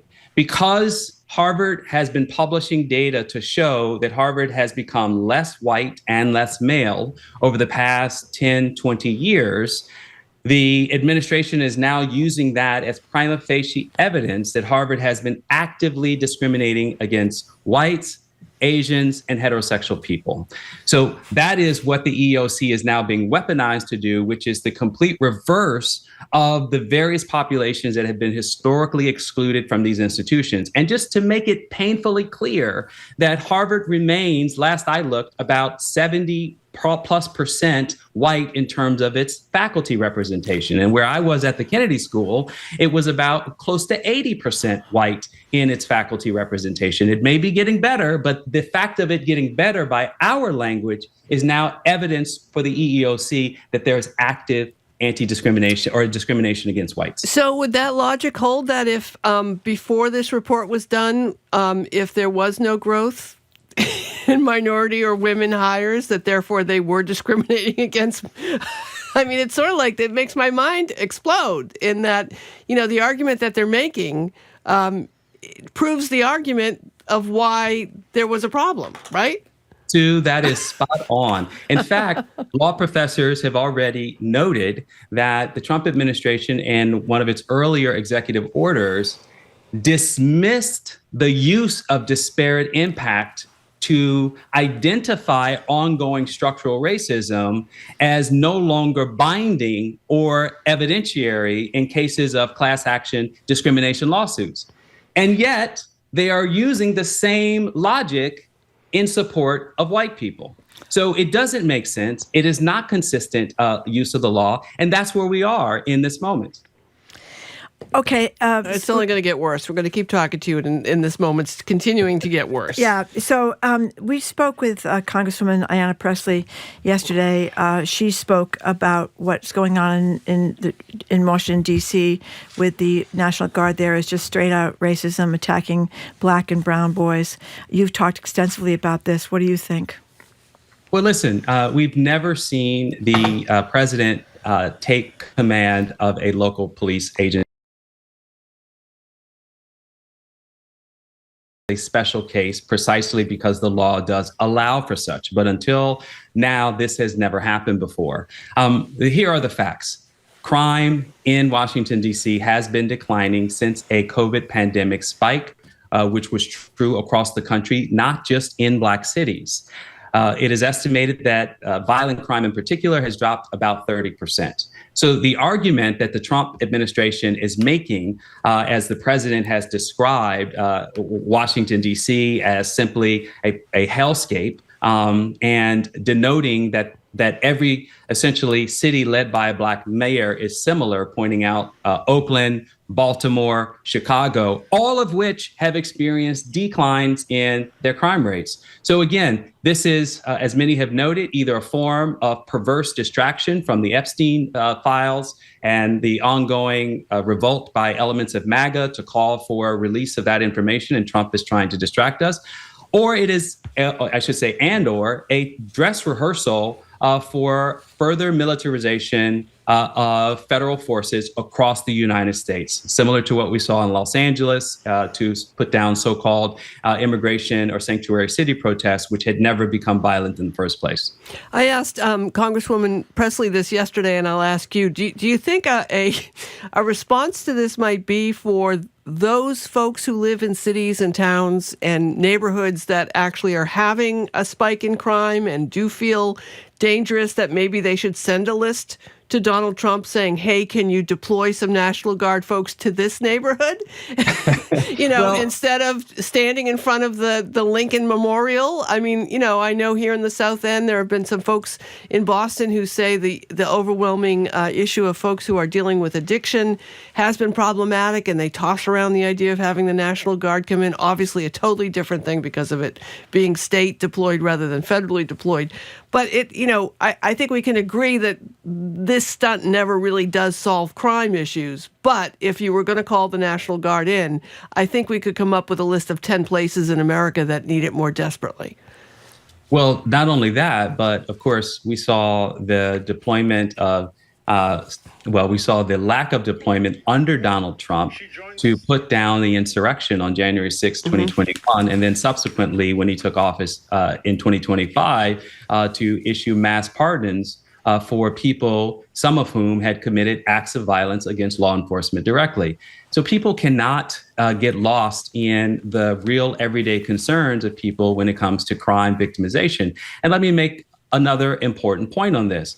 The Biden administration passed the bipartisan Safer Communities Act in June of 2022, which put about $5 billion across multiple federal agencies into gun violence prevention efforts and started for the first time the Office of Gun Violence Prevention. When we now see the declining crime and violence rates in many of the same cities that Trump is promising or threatening to take over, we are seeing those declining crime rates precisely because of the use of public health measures to address violence. So this is just the opposite under the Trump administration in terms of what it means to actually genuinely address the concerns of local residents when they want safety. We're talking with Khalil Gibran Mohammed, I botched that, about what is going on in D.C. and what is going on around the country under the Trump administration. Do you think this is going to extend to other cities? I mean, it's different, obviously, because D.C. is not a state. He's talking about taking these National Guard people to other states. He would have a harder problem because D.C. is not a state. But do you think this is part of something that's going to go on across America or parts of America? I think he's going to try. I think we'd be naive not to be prepared for it. Let me just say, this week, the Organization of African American Mayors spoke publicly in defense of their cities. This is an organization of Black mayors across the country in places like Los Angeles, California, Baltimore, et cetera. And all of them spoke explicitly about them seeing this as a form of fear-mongering and scapegoating Black cities to advance Trump's agenda. And in that regard, one might hope that they're able to mount a collective resistance to federal takeover. What that looks like remains to be seen. Maybe they take the administration to court as soon as the next city is on the docket, but we will have to watch this closely. All right, staying in D.C. and staying with the Trump administration, Trump has continued his attack against history and against facts, saying the Smithsonian Museum focuses too much on, quote, how bad slavery was, end quote. And of course, we all remember from elementary school, the first steps of a totalitarian government is to change the textbooks and the history. Smithsonian might be able to avoid this a little bit because of their independent status, but obviously is outraged, but what should people be doing about Trump making these statements and calling on the Smithsonian to bury history? I mean, this is an escalation that is predictable based on first the Republican Party at the state level going after the teaching of slavery in classrooms, essentially criminalizing it by law. Now the Trump administration has attacked higher education, singling out Black studies, women's studies, LGBTQ studies as all forms of DEI and therefore illegal. And now the Smithsonian Institution that saw the 16.8 to be specific million visitors in 2024 alone is the single most largest educator of American history in the country. It educates, if every person in the state of Pennsylvania visited the Smithsonian, that number would come close to the number of annual visitors. What this ultimately means is that the Trump administration, in the name of purging wokeness, is establishing a political government narrative of American history. The government is deciding what history should be taught, what narratives and stories get told. It is the most foundational and fundamental assault on American democracy. And I say it for this reason, because history has always been the conveyor of our shared values and our national memory. And up until now, the Smithsonian, with all of its flaws in the past, the Smithsonian hasn't been perfect in terms of the stories that it told. The fact that it now will be controlled by the executive branch means that we will not have any form of independence in this at this institution, and it will only continue for other museums across the country. You know, we only have about a little bit more than a minute left, but I wanted to ask you, we're speaking with Khalil Gibran Mohammed at Princeton, formerly of Harvard. Well, you're still at Harvard. You're part-time up at Harvard, too. Must be interesting being at Harvard these days. these fun conversations in the faculty offices. But in any case, here in Boston, we have a former anchor at WBZ-TV. Her name is Kate Merrill. She's suing WBZ, where she worked, CBS, Paramount, parent company, and several of her colleagues, alleging career-ending action was taken against her to advance a DEI agenda. Essentially, she's claiming she was fired because of racial discrimination. And apparently this is part of a larger effort by... We should note she was replaced by a white blonde woman, Paula. Yes, very important point. Thank you, Sue. Replaced by a white blonde woman. And but this is becoming a trend? That's right. The Meltzer Center, which keeps track of lawsuits aimed at halting DEI policy, says that so far this year, 11 lawsuits have been filed in federal court where white plaintiffs are alleging workplace discrimination against them. And that number is compared to 12 in all of last year. So we're on a trend to see a doubling of the number of federal cases where whites are filing discrimination lawsuits. Again, in the broader scheme of things, this makes all the sense in the world, just like the so-called establishment of an all-white community in the Ozarks, in Arkansas, where two very strange men decided to lead a development project only for white people. And that they're going to vet everybody who's going to live there to make sure they're white. They think they can get away with it by claiming a kind of private association exemption. And so white people who are committed to white supremacy and white nationalism feel empowered. And we're going to continue to see a lot more of this at this moment. The oxymoron of white supremacy. Yeah, that place in Arkansas, I think everybody should stay away from there. That would be my advice. White, black, everybody should stay away from that place. All right, Khalil Gibran Muhammad, thank you so much for joining us on BPR today. He's, of course, the professor of African American Studies and Public Affairs at Princeton and a visiting professor at Harvard Kennedy's School and a BPR contributor. Thanks so much for joining us, as always. All right, we're going to take a quick break, and we're going to ask environmentalist Bill McKibben if the sun can save us from ourselves, and other headlines from the world of climate action. I'm Sue O'Connell in for Jim Browdy. She's Marjorie Egan. You are listening to BPR on 89.7 GBH and streaming at youtube.com/GBH News.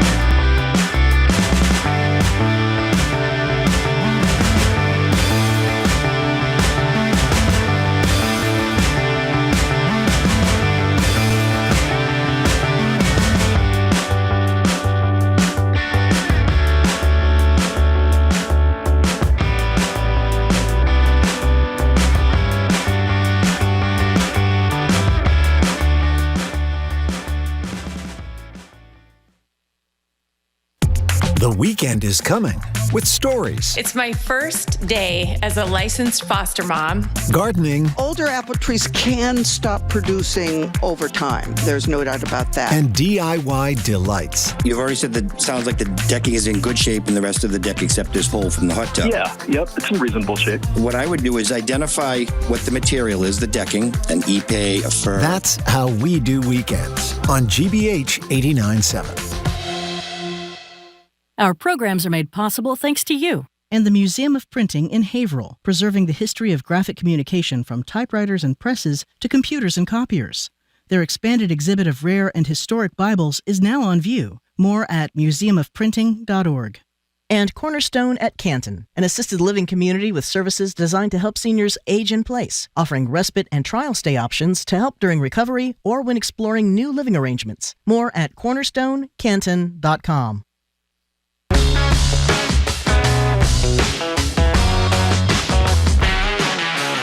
Welcome back to Boston Public Radio. Sue O'Connell is in for Jim Browdy, who's on vacation. We are streaming at youtube.com/GBH News. We'll be back at the Boston Public Library tomorrow, but Jim and I will be off. Sue O'Connell and Juliet Kayyem will be in. We're joined now by via Zoom by environmentalist Bill McKibben. He's an author, educator, co-founder of 350.org, founder of ThirdAct.org. He has a newsletter on Substack titled The Crucial Years, writes regularly for The New Yorker, and is the author of the newly released book, Here Comes the Sun, A Last Chance for the Climate and a Fresh Chance for Civilization. And I'm so happy we do have some good things to talk about today, at least a little bit, with Bill McKibben for a change. Thanks so much for joining us.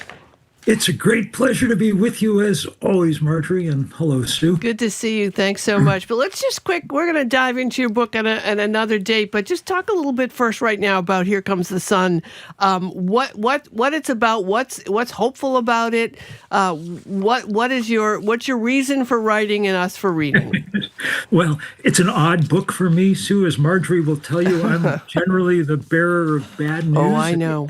I'm a professional bummer-outer of other people. And this is the darkest moment that I remember in many ways. Our planet is in huge trouble, and our democracy is crashing down around our ears. There is, however, one big good thing going on planet Earth simultaneous with all of that. And it's the sudden, rapid, remarkable turn towards renewable energy from the sun and the wind that within the last 36 months or so has just taken off in an entirely new way. And that's what I wanted to draw attention to with this book, both to give people heart that there is a possibility here, a possibility that's not just the first hopeful news about the climate in the last 40 years, but also a real chance to rewrite the geopolitics of this world, to liberate us from some of the oligarchies and hierarchies that we've labored under. And I don't think people know about this. There was an excerpt from this book in the New Yorker a couple of weeks ago. And the thing that I've heard more than anything else from people is, and these are many of them people deeply involved in the environmental movement, and they just said, I had no idea. I had no idea how fast this was coming.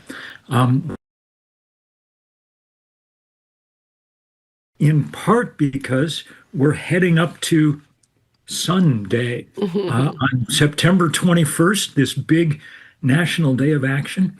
The book and this Day of Action are, I think, designed more than anything else to once and for all remove the tag of alternative energy from this stuff.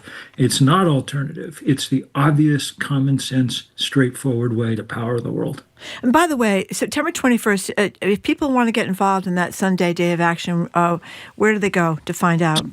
Sunday.earth. And there's already several cool things scheduled in Boston, including a march behind a brass band that starts at Old South, and a big tours of green homes in JP. Oh, neat. Lots of interesting stuff going on. So one of the things that I found so hopeful in what I read for today, talking to you today, is the cheapness. The fact that, talk about the money part, that this is now cheaper. That, people are complaining all the time in the summertime, it's so hot this summer, obviously, about their air conditioner costs and their electric bills. But we don't have to necessarily pay that much for solar and wind. We live on a planet where the cheapest way to make power is to point a sheet of glass at the sun. That's the reason that it's taken off the way that it has. And it's the reason, by the way, that the fossil fuel industry is so scared by it and spending so much money in our political system to slow this transition down. Now, it's true that the costs for solar panels come up front. You've got to build the solar farm or put them on your roof. And that's precisely what the IRA was designed to help with, to make it easier for people to afford that upfront cost with the tax credits and things that they were offering. And that's what's now been gutted by the Trump administration. So if you want that tax credit, you need to get this stuff up on your roof before the end of December, before New Year's Eve. If you want to get an EV, the tax credit expires at the end of September. These things were designed to last a decade, but they were so threatening to the profits of the fossil fuel industry that the GOP Congress has plowed them under, at least for the time being. Bill McKibben, one of the things that seems to be happening worldwide is some of the places that America has been leading or should have been leading, doing a better job, we are receding. And one of those places, as we're talking about, is renewable energy, solar power, wind power. And with these rollback of tax credits and the waffling of the Trump administration on EVs, even with Elon Musk, pushing forward, trying to get what he wants out of it for one reason or another. But the world isn't waiting for our leadership anymore on this. All. And that's good news. Bad news, good news, right? Bad news, good news. I mean, good news for the planet that, the rest of the world is going full steam ahead.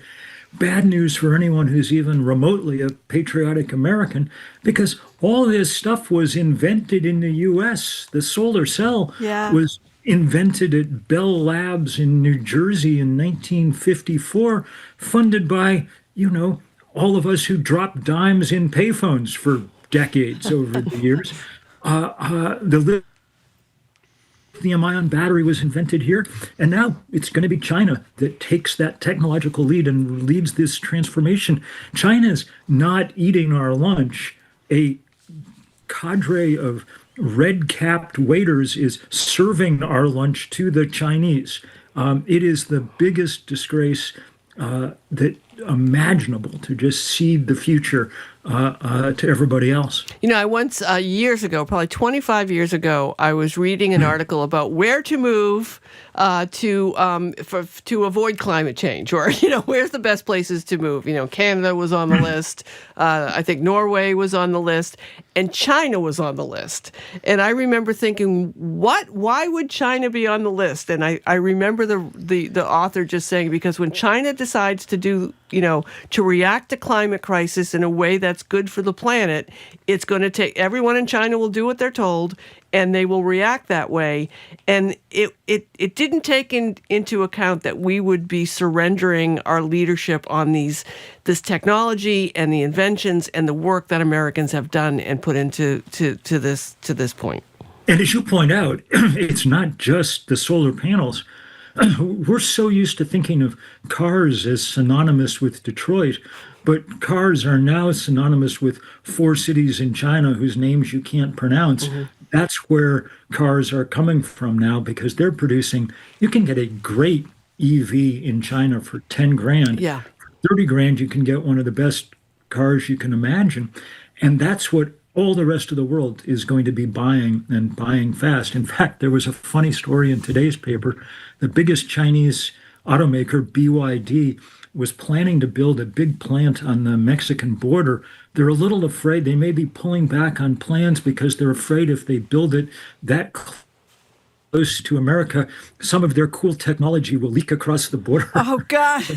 The world is really starting to change fast. And, since we're run by a guy whose only impulse is take us back to the 1950s, I don't think it's going to work out very well for us. Well, you had a lot of great lines in your stuff today talking about how people think of alternative. We're not going to call it alternative anymore, but solar and wind as the Whole Foods of energy. Instead, they should be the Costco of energy, which I thought was a great line. Costco, man. Yeah. It's absolutely cheap, available in bulk, on the shelf, ready to go. Yeah, and you also talked about, I think one of the most popular cars, well, it's a truck, but the Ford F-150 and corn. What did you say about the F-150s and corn? So this is my favorite statistic maybe out of the whole book. It came from a visit to Illinois I had last year, where I was standing with a farmer in his field as he was converting part of it to solar panels. He said, I've been growing corn for ethanol here.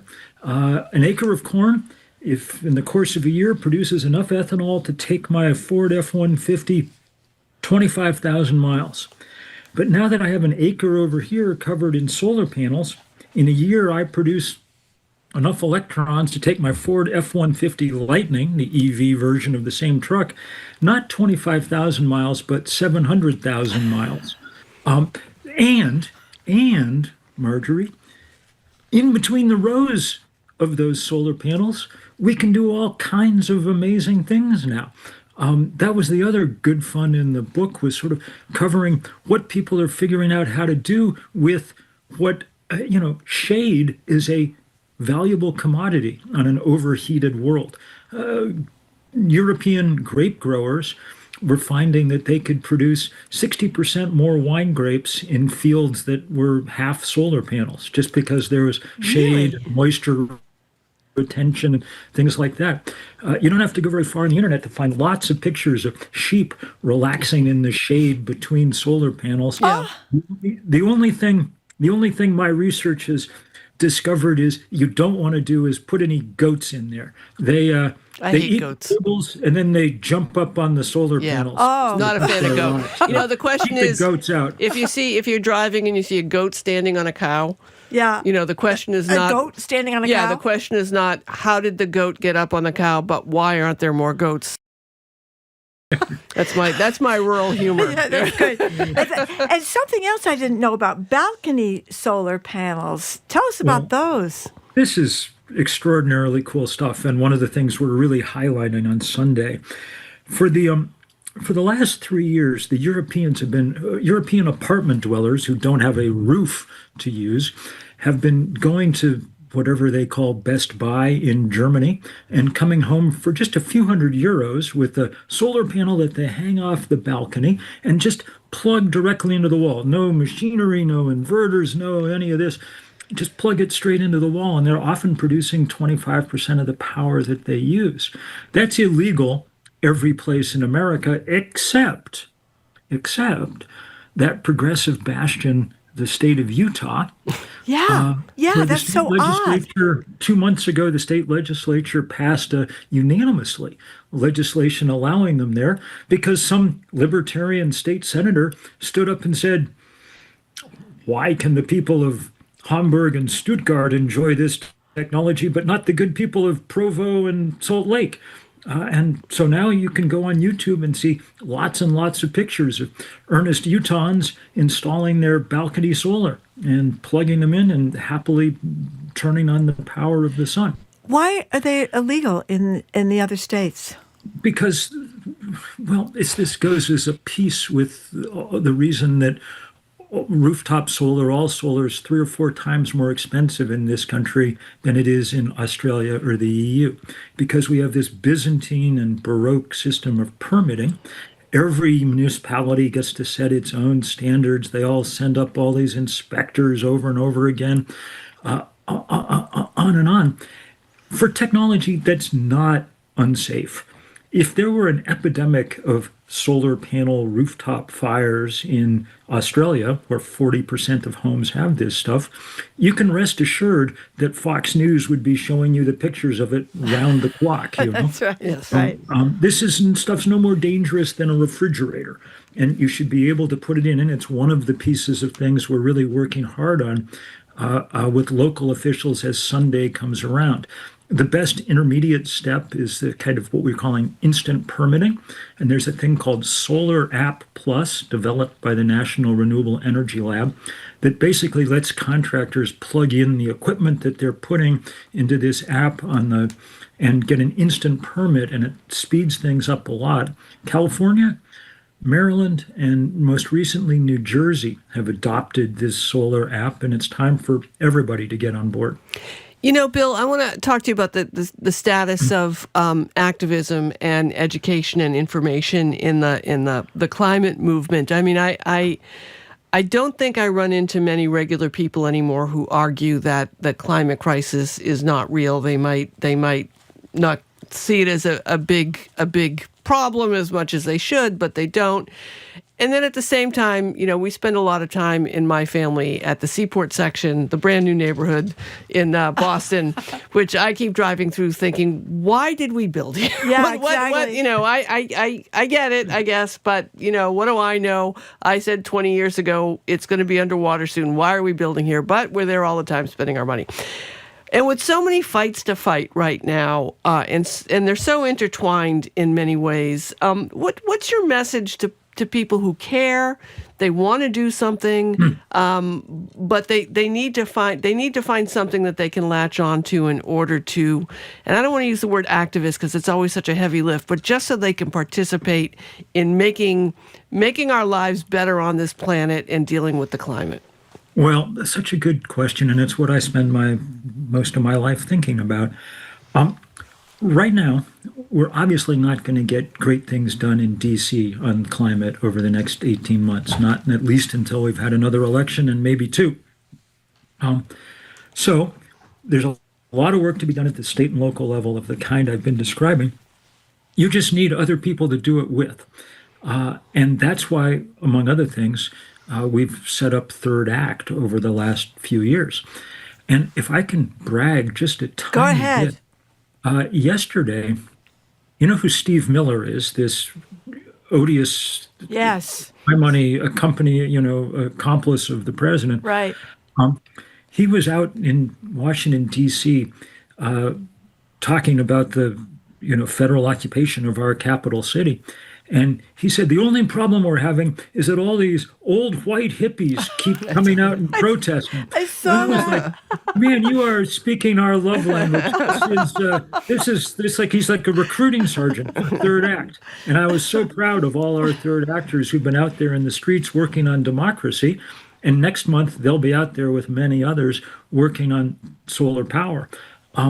You got to have some people to work with, and right now more than ever. So that's the kind of activism we're building as we head towards Sunday. And though most of what everybody has to do at the moment is play defense against the assaults of the Trump administration, we're also, with things like Sunday, playing some offense and reminding people that though this is a dark moment, there are beautiful possibilities here. I took the title of this book, obviously, from George Harrison, but I was very happy to find, when I did a little research on Spotify, that the Here Comes the Sun is by far the most popular song in the Beatles' vast catalog. Great. Twice as often streamed as Let It Be or Hey Jude or any other. And I think it's because it's so beautiful and gentle and optimistic. It turns out we've been putting together playlists for Sunday. There are 1,000 great songs about the sun. And that's a good reminder that, that there's something beautiful here. If you try to put together a playlist about the glories of fracked gas, it's really short. So I think we're playing into something that humans intuitively want. There is not a human being in the world who doesn't smile when the sun comes out from behind the clouds and hits their blades, in one of the pieces, I think it was in the Crucial Years, you talked about things that kind of surprised you about this moment in America, that we've kind of given up on science and fairness and turned servile. Elaborate on that. Well, the word, if there was a word that I wish was coming back into common parlance at the moment, that word would be lickspittle, because I think there's too many of these people who are just giving up right away, confronted with power. And it makes the people who've stood up look all the better. Yeah. And there's, of course, a few of those in the neighborhood. Marjorie, that I've had some troubles with my alma mater along the Charles over the years. Yes. But Harvard is, at least for the moment, doing us proud. And man, were the rest of us around the country, I live up in Vermont, Sue, were we proud to see Mayor Wu send that letter off the other day to the White House, just saying, we're here in revolutionary Boston. We know a thing or two about where our country came from, and go to hell. And that was she's a hero. It's good to see. Yeah, and that contrast the people, we were just talking actually to Kahil Jaran Mohammed, who used to be at Harvard, now he's at Princeton, he's at Harvard part-time, but I don't mean to burst anyone's bubble, but they want a Black Lives Matter sign being taken down from two offices. The Harvard Crimson just reported it today, so you probably didn't get a chance to find out about it. We hate to break the news to you. Yeah, but that made us a little upset.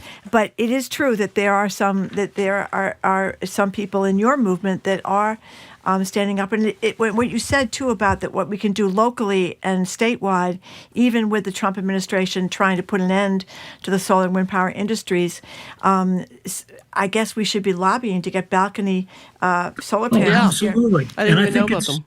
I think actually, that lobbying is underway in Boston. Has fantastic environmental team, Brian Sweat under Mayor Wu, who's been doing a great job. I have no doubt they're at work on it, and it's the kind of thing that I'm sure Maura Healey and Melissa Hoffer and all those good souls are looking at hard and trying to figure out. But yeah, just bringing it up with over and over is a good idea. Most of the time we're fighting against things, and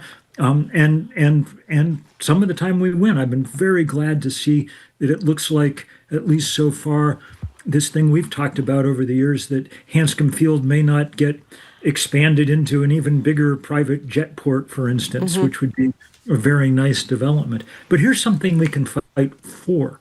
And as we do, we get to fight for something that matters enormously to the climate, but that matters lots in other ways too. Just think for a minute about what the geopolitics of our world would have looked like for the last 70 years if oil was of trivial value. Yeah. Think how many wars and coups and everything else there have been in order to safeguard the supply of crude oil. Humans are good at fighting wars, but even humans will find it hard to figure out how to start one over sunshine, I think. We'll leave it on that bright note. Bill McKibben, thanks so much. Thank you so much, When he Bill. talks about Sunday, it's a day of action on September 21st, 2025, celebrating the power of clean energy. Of course, he's an educator, co-founder of 350.org, and founder of thirdact.org. The newsletter on Substack is titled The Crucial Years, and his latest book out this week is called Here Comes the Sun, a last chance for the climate and a fresh chance for civilization. Coming up after this quick break, roses are red, violets are blue. There's time for more things, but only two. Our Two More Things segment is next. I am Sue O'Connell in for Jim Browdy. She is Marjorie Egan, and you are listening to BPR on 89.7 GBH and streaming on youtube.com/GBH News. Despite her success, Kathleen Edwards took a break from the music industry to run a coffee shop. That time away turned out to be the spark for loving music again. There's something really empowering about the pursuit of something because you really love it and you have people around you who are on board with you. I'm Mary Louise Kelly. Kathleen Edwards' new album, Billionaire, on All Things Considered from NPR News. Today at 4, here on GBH News 89.7. Support for our programs comes from you. And the Museum of Fine Arts Boston, presenting Van Gogh, the Roulin Family Portraits, featuring Van Gogh's portraits of the Roulin family and the deep bonds of friendship behind them. On view through September 7th. More at mfa.org. And American Repertory Theater with Passengers, a blend of cirque, music, dance, and superhuman skill. The New York Times writes, extraordinary acrobatics provide gasps of delight. amrep.org.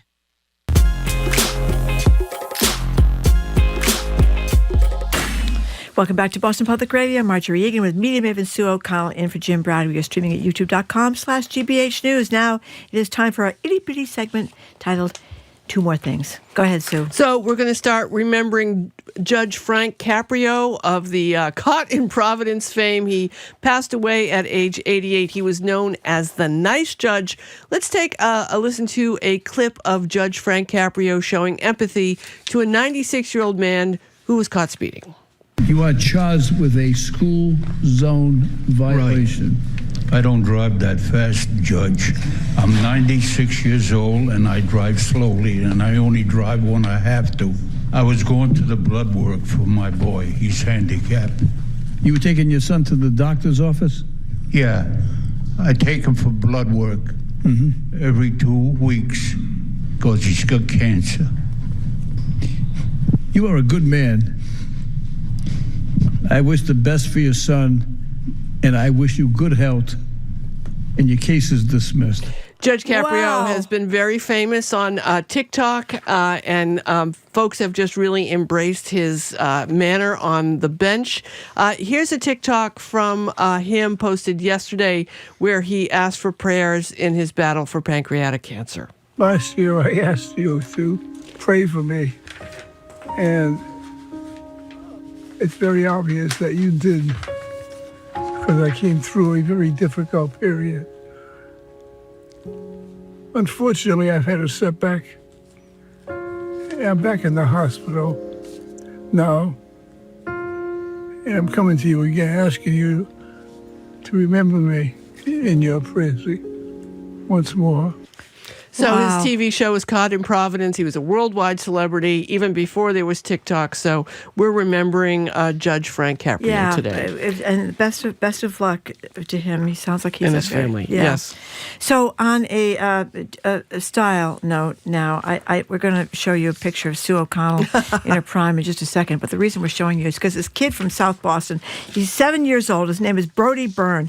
He is competing in the National Ultimate Mullet competition. There he is. You can see him. He's got the long hair. He hasn't cut it since COVID in the back, and the mullet in the front. He says that that is his business in the front, party in the back. Hairstyle. That's a mullet, man. He's in this competition, and they're giving all the money if he wins. Apparently, he won, came in second last time around, got about $9,000. All the donations go to Jared Allen's Homes for Wounded Warriors, so it's a very good cause.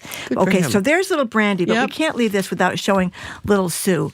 Where's little Sue O'Connell and her mullet? Can we put that up, please, so everybody can see it? My 1980s mullet. Yeah. Are we coming with Sue?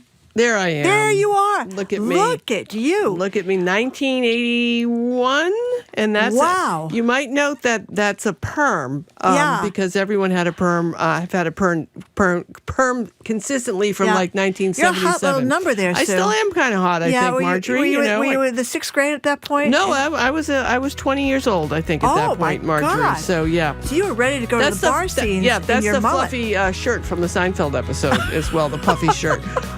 Okay, luckily we're out of time for this, but we're coming back after the 1 o'clock news. 2 teens from Ukraine who are in New England to perform an original musical about life during Russia's war will join us. I'm Sue O'Connell. I'm in for Jim Browdy. She's Marjorie Egan. She's in for herself. And you are listening to BPR 7GBH. We are streaming also on youtube.com/GBH News.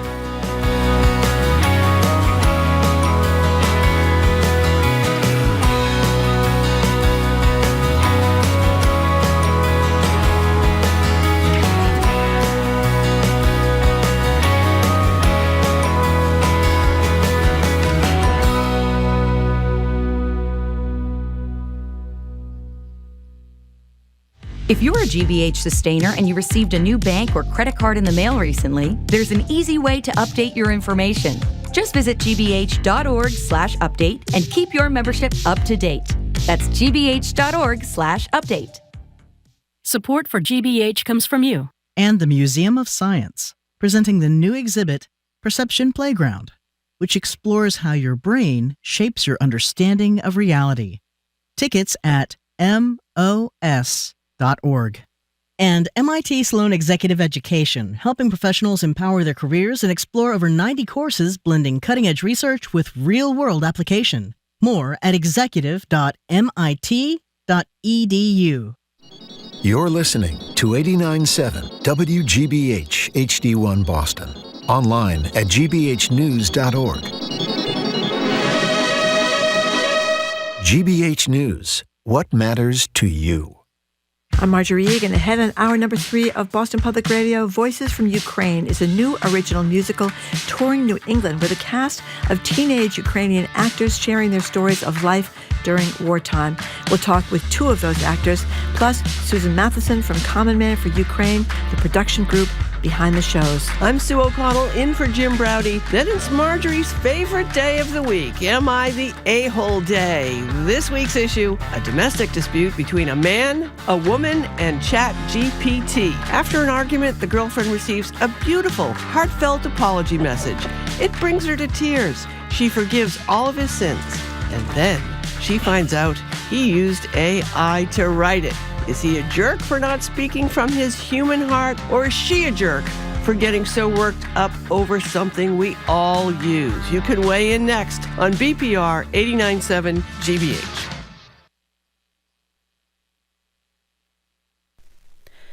Live from NPR News in Washington, I'm Lakshmi Singh. President Trump has won his appeal to throw out a massive civil fraud penalty in New York. Today, an appeals court ruled that the more than $500 million fine was excessive. Last year, a New York judge found Trump liable for inflating financial statements for better rates from lenders and insurers. New York Attorney General Letitia James brought that case. This latest ruling comes 4 days after Trump's political weaponization czar at the Justice Department, Ed Martin, began investigating the New York AG for alleged mortgage fraud and urged James to resign. California state legislators are expected to take a final vote today on a plan to redraw the state's congressional lines. Democrats are eyeing a handful of currently Republican seats to offset the GOP's attempt to pick up more seats in Texas ahead of next year's midterm elections. In California, lawmakers need to approve the measure in order to put it before voters this November. From member station KQED, Guy Marzorati reports. Democrats in California are hoping to flip 5 House districts held by Republicans to match the 5 seats GOP lawmakers in Texas are eyeing with their own redistricting plan. California's state Senate and Assembly will vote on the proposed map and on a separate bill calling a November 4th special election. California's current district lines are drawn by a voter-created commission, so Democrats will need voter approval to pass the plan. Republicans in the legislature have filed a lawsuit to block the new maps, claiming they've been unlawfully rushed to a vote. For NPR News, I'm Guy Marzorati in San Jose. Though offshore, an unusually large Hurricane Erin is delivering dangerous surf and rip currents all along the eastern seaboard. Mandatory evacuations were ordered in parts of North Carolina's Outer Banks.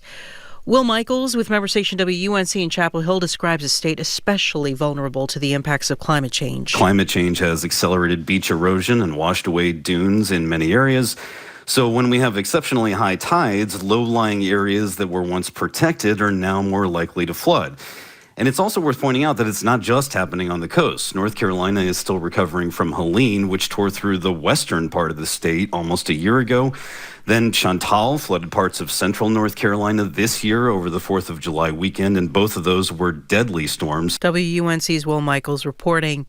The Federal Reserve's annual economic symposium in Jackson Hole, Wyoming, is expected to offer the American public further insight into the direction the Fed's taking its monetary policy, especially on whether to lower borrowing costs. Tomorrow, Fed Chair Jerome Powell is slated to deliver his final speech at the annual gathering before his term ends next May. From Washington, this is NPR News. Good afternoon. With the latest from the GBH Newsroom, I'm Henry Santoro. The Metro West and Greater Worcester chapter of Habitat for Humanity is offering an affordable home ownership opportunity in Worcester for a qualified veteran family. According to a press release, veteran families will get first preference for this property, which is a 2-bedroom, 2-bathroom condo at 11 Gibbs Street in Worcester. Applicants must live in or attend school in one of the 42 cities and towns served by the Habitat for Humanity Metro West Greater Worcester chapter. More information can be found at the Habitat for Humanity website.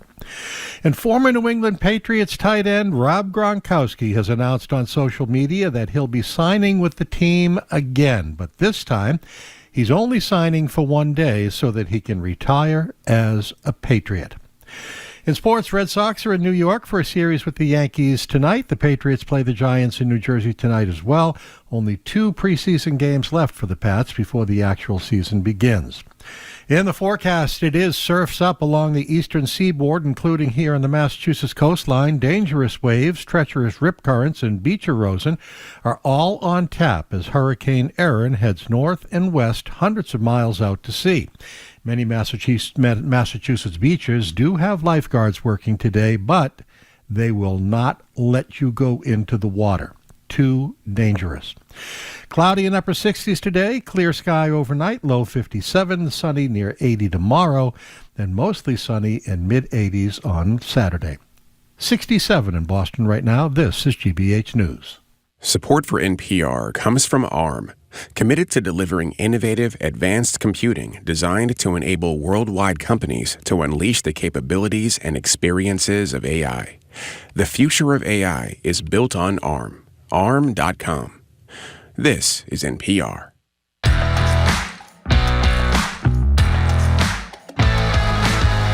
Welcome to hour number 3 of Boston Public Radio. Marjorie Egan here with Sue O'Connell, who's in for Jim, who'll be back next week. We are streaming at youtube.com/GBH News at the library tomorrow. Sue and Juliet Kayan will be hosting because both Jim and I have the day off. So, much of what we have seen out of Ukraine, in the grueling 3+ years of Russia's brutal invasion are stark images of suffering and then resilience in the face of seemingly insurmountable odds.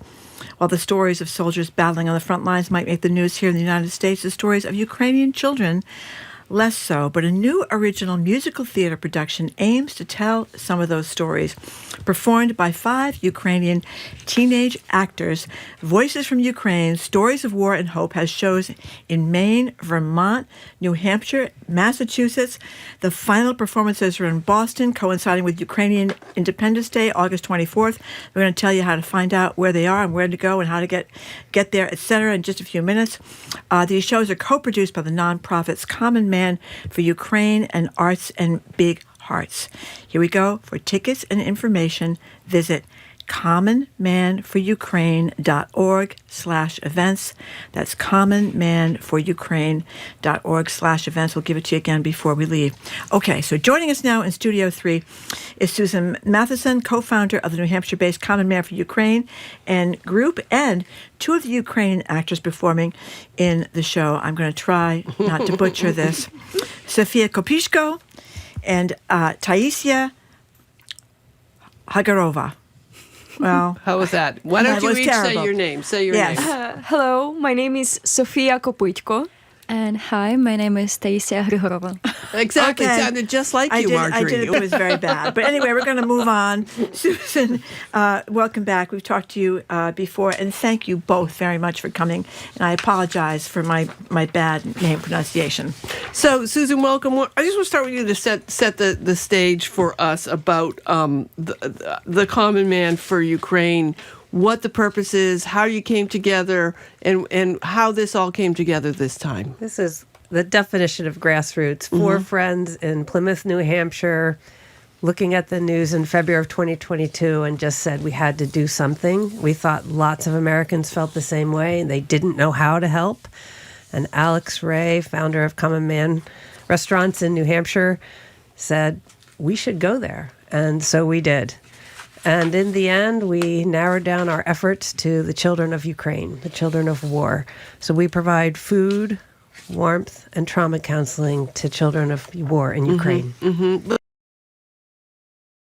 Bit here. This is some of the sound from a Voices from Ukraine rehearsal.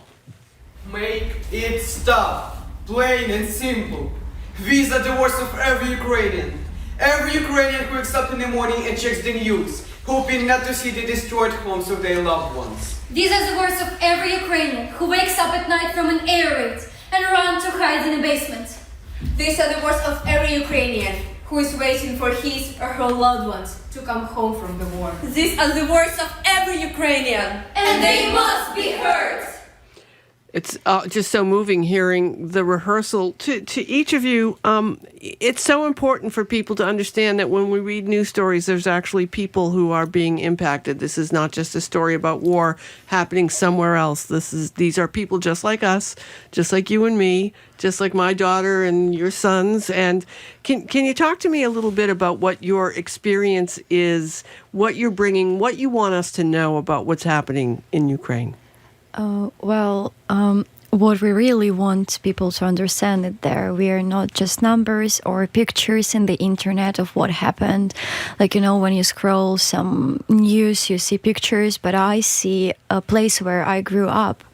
When you see like a number of people who died this night, for you it's just numbers. For me, it's people who live nearby in my neighborhood, who I know all my life. And we are real. We have our loved ones, we have our lives' names and hopes and dreams. Where's your family? My family lives in Kharkiv. It's a city near Ukrainian-Russian border. Who's there?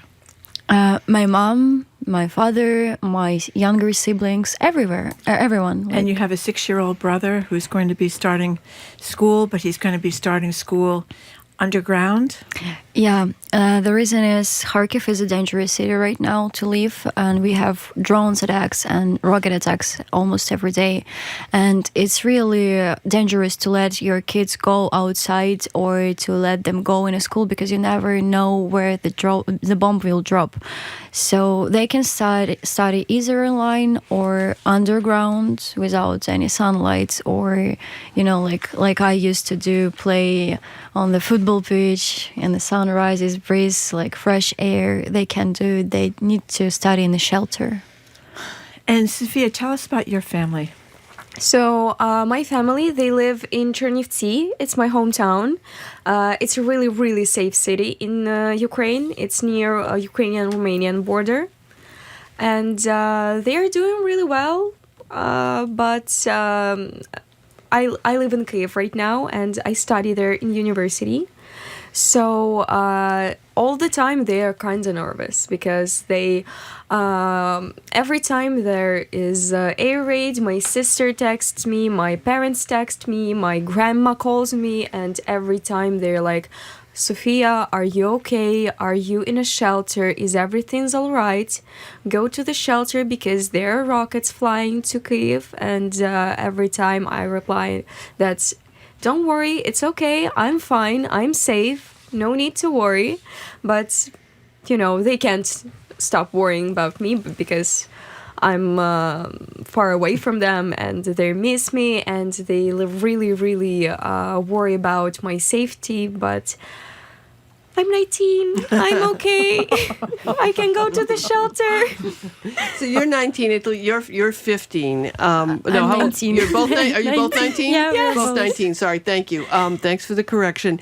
And I want to talk a little bit about living in Ukraine before the invasion, because I think, you know, folks have a very hard time.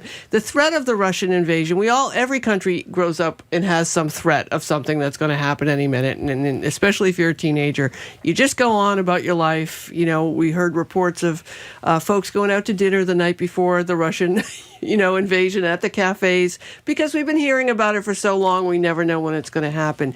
How did it feel for you to have this amazing 180-degree pivot from 1 week, you're hearing your parents, your friends, your folks, your teachers talk about Russia, Russia, Russia, and then the next thing you know, you are living in this horrific, war-torn threat that's hurting your friends, your families, yourselves. How did that feel emotionally for you, and how are you dealing with it now? Everybody has some dreams that you don't want to believe they're real. You want to wake up. And that's how I felt in the morning of February 2022 when my mother... It was really strange because all week before, everybody was really worried and they were talking about all their tanks coming, the war will begin. And I was just asking my mother not to talk about it because I was afraid. I didn't believe it can happen. And the morning she came to me with tears in her eyes, and she's like, "You're not going anywhere. I'm not sure if we'll be able to go anywhere, in the future, because the war began, and you're just sitting and staring at the ceiling, and you can't understand the word war. It's terrible, and you don't understand what's actually happening." And then when the bombing starting and fighter jets are flying and drones are flying, you actually understand this nightmare, and you can't wake up. Yeah, I read where your family has all their important papers right by the door and suitcases in the car. Yeah, it's true. So they can be ready? Yeah, in any moment in Kharkiv, at night especially, if we need to evacuate, they need to evacuate because of fire or an explosion which can be really near. Actually, nothing can save you if the rocket flies and you're in your house. But if it's somewhere near you and you need to evacuate really fast because of fire and explosions, we have this. My mother, she keeps all the documents of her and my younger siblings to just get in a car and go. You know, you mentioned that your brother was going to be going, the 6-year-old was going to be going to school underground. During the day, do your siblings go out and throw the ball around, or do those or is that just something that's gone now? They do. The most wonderful thing about Kharkiv people, they keep living. Yeah. They're doing it every day. They go for a coffee, for a walk in the park. But the thing is, you never know when the air alarm will be, when like the bomb will start. It can be during the day, it can be during the night, it can be in the morning. So they go, but it's all the time risky. You need to understand that like you can go in a shop, but you don't know if the like attack will be in this moment. And Sophia, you lost a friend. Yes. What happened? So when the full-scale invasion began, my friend Irina Yatsuk, she's from Kyiv, and her family, they were leaving Kyiv to evacuate, to save their lives, because nobody knew what was going to come next. So everybody were leaving nearest cities that were in potential danger. So her family were leaving Kyiv. And as they were driving, her family's cars were shot at. And her parents, they died on the spot.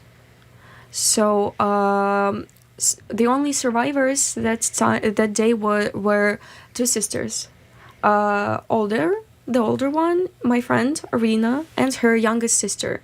She was 9-year-old, Valeria. And Irina at the moment was 15. So right now, she would be 19 already. So her younger sister, she was walking around the neighborhood, knocking on all the doors, trying to get some help because she was really scared. But nobody answered their door because people were really afraid to open their door because you never know what is going on. You never know who is it behind this door. And everybody was just so scared that they didn't answer their door. So she went back to her father's car, and her parents were already dead. And my friend Irina, she had been wounded in a thigh. She was sitting next to him, and couple of hours later, occupiers' tanks arrived. So Russian military arrived, and they were put into different cars. Younger one, Yana, she was taken to the village and given to the people there, and later she reunited with her family members, like grandparents, etc. And Irina, she was taken to Belarus for treatment. And it was the last time she was ever seen alive. Because after that, she disappeared and nobody knew what was going on. Where is she? All of Ukraine was searching for her. So it went on for almost like a year and a half. She was missing. And then I remember it was December 6th. I was sitting in my apartment in Kyiv after my university classes. It was evening. And my friend, who also knew Irina, he sent me news that she was found. But unfortunately, she was found in morgue in Belarus. And for a year and a half, Ukraine was sending requests to volunteers, and they were asking, is she there? Is she alive? Or maybe is she gone? But where is she? Because nobody knew where she went, what direction she went. And in Ukraine, we have a service for the search for missing children. And they're doing a huge job. They're doing an incredible work because unfortunately, a lot of times kids disappear right now in Ukraine because of the war and any other circumstances. But they are looking for them, and a lot of times they find them, and they're alive and well, and it's incredible. But they were also working on finding Arena, and there were no success. I'm very sorry to hear that, and for both of your stories, and we thank you for your bravery in sharing it. And I'll say out loud that Russia is kidnapping children, separating them from their families, and quote unquote rehoming some of these children in Russia with families in Russia who may not even know that. Susan, tell us about. I read about this camp that goes on for children who have lost their fathers. Tell us about that. It's a wonderful thing. We have a trauma counseling retreat. We take 30 to 35 children whose fathers have been killed in the war. We work with the military to find them all over Ukraine, and we bring them to Lviv. We take them in a bus across the border into Poland. And for 3 weeks, they are living in peace. Their shoulders relax. They can take a deep breath. They can meet other children whose fathers have been killed and are living the same catastrophe. They get group and individual trauma counseling, and we have play therapy and drama therapy, art therapy. We take them hiking and swimming. They form deep connections with other children in the same circumstance. About 1,200 children have been through our program so far. We continue monthly. We have follow-up with the mothers, the widows of these widows of these children, and understand that there are long-lasting effects to this counseling, for them to understand that there will be joy again, that they will live in safety again someday, and they can kind of reset their whole emotional processing of their father's death and the war. This month, in August, as a result of talking to the widow mothers, we're piloting a retreat just for these widows. So these are young women in their 30s, suddenly widowed in a war zone, wondering, how do I provide for my children? How do I take care of grandmother? Should I leave? Should I not leave? How do I pay the bills? And so we're starting this trauma counseling retreat, which is only a week long, for these mothers. And we're very excited about the program, and we're happy to hear how it goes after this week. And we have another one scheduled already for September. So let's talk a bit about what people are going to see. And again, we'll give the information about where to go to get tickets. What are you going to be doing in this performance, Taisia? In this performance, we share stories of those kids who went to the retreat camp from Common Man for Ukraine. They wrote letters, and they shared their hopes and dreams and their experience during the war, what they faced. These are the letters to the President Zelensky? Yeah, they wrote some of them in the camp, and we translated them to use for a script. And also some of me and Sofia, we wrote our own stories, and some of our friends from Ukraine also did, to share them with people in the United States, to perform these monologues. A lot of dancing and a lot of singing also, but on really important topics for us. Mm-hmm. So if you talk about how important art, expression, dance, acting, writing, the creative process, how important that is to you? For me, it's a huge part of my life, because for a really long time, I'm doing theater. So it's the biggest part of my life, actually. So for a long time. And I think that art can save the world, because art lives on. Music, dancing, acting, painting, filmmaking, it's all stays in history. And I feel like art brings hope to people, because as long as there is art, there is hope. As long as there is music, as long as there is acting, as long as they're painting and dancing, and the way to express your feelings the best way possible that you can do, there is hope. There is there is a light. And I think that it's really important to keep doing art, especially if it's the best way you can do something. Because if this is what you are best in, then this is your, go-to. So this is what you need to do, because a lot of people, they just think that, probably it's not the best time for me to sing, for me to dance, for me to act, because there is war. No, it's the best time for you, because if you don't do this, you might go just crazy, because you have to do what you love. You have to live with it. You have to open your heart and share your love with people around you. I want to mention that these performances and locations are going to be all around. They're going to be in Maine, New Hampshire. They're going to be here in Massachusetts. They're starting the 20th of August and continuing through the 24th of August. Two on the 24th of August. One is going to be in Newton. One is going to be in Massachusetts. So if you want information, or the tickets are free, but donations are requested, you go to commonmanforukraine.org/events, commonmanforukraine.org/events. And you have a very active YouTube station, Common Man for Ukraine, with 1 million stories and information about people on YouTube, same thing, Common Man for Ukraine.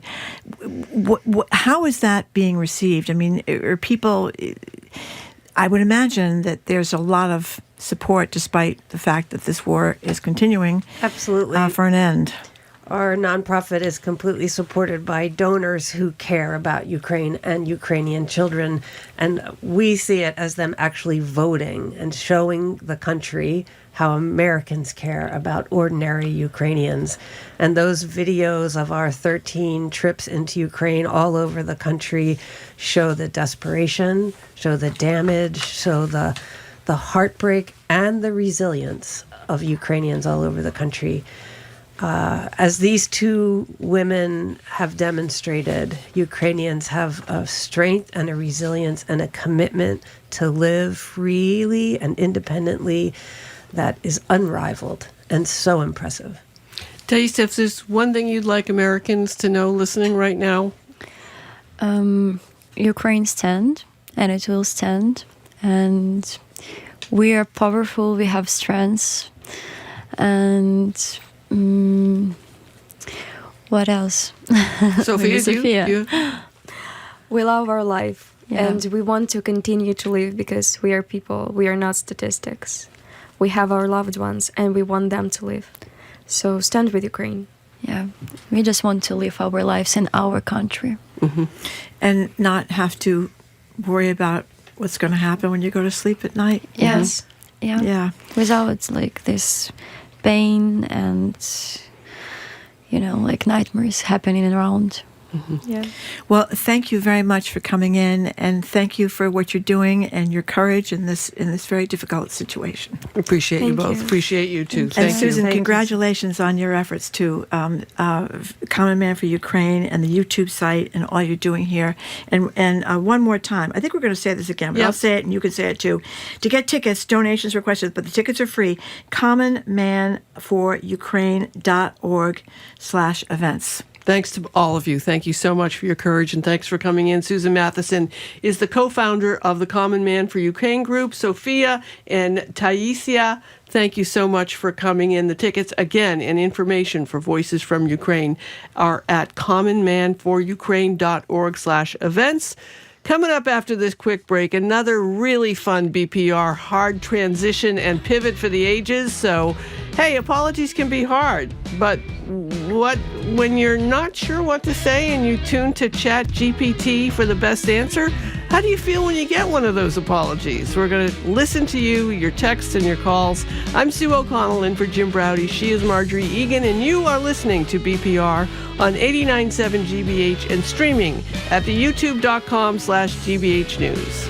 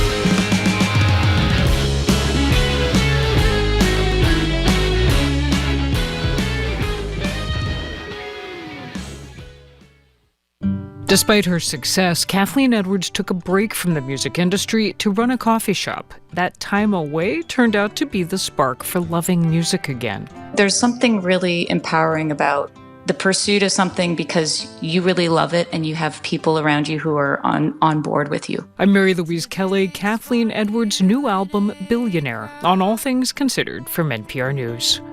Today at 4, here on GBH News 89.7. Our programs are made possible thanks to you. And American Repertory Theater with Passengers, a blend of cirque, music, dance, and superhuman skill. The New York Times writes, extraordinary acrobatics provide gasps of delight. amrep.org. And PNC Bank, who believes when you pay attention to the details, amazing things can happen. Like when you check the pockets of a jacket you haven't worn since last fall and find $20. PNC Bank. Brilliantly boring since 1865.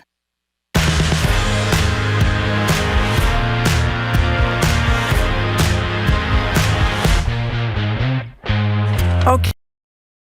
Radio, this is our time to change to our weekly Thursday afternoon, Am I the A-hole topic. I'm here with Sue O'Connell. She's in for Jim Browdy. Sue O'Connell and Julia Kahn are going to be at the library tomorrow because both Jim and I have the day off. Ask the Mayor will be with Michelle Wu, August 26th, 12 to 1. Josh Kraft, her opponent in the mayoral race, will join us August 27th at noontime. But now it is time, as we said, to raid the dredges of Reddit for another round of what is, I must admit, my favorite segment, Am I the A-hole? This week's allegedly real scenario is about a couple navigating some relationship turbulence. After a big fight, the girlfriend receives a touching, heartfelt apology text from her boyfriend that's enough to make her tear up and take him back. And she loves it. She falls for it completely. Then weeks later, they're having an identical argument about God knows what, and the girlfriend, feeling suspicious, drops her boyfriend's earlier apology into one of those AI detecting tools and is horrified to find out it was 100% AI generated.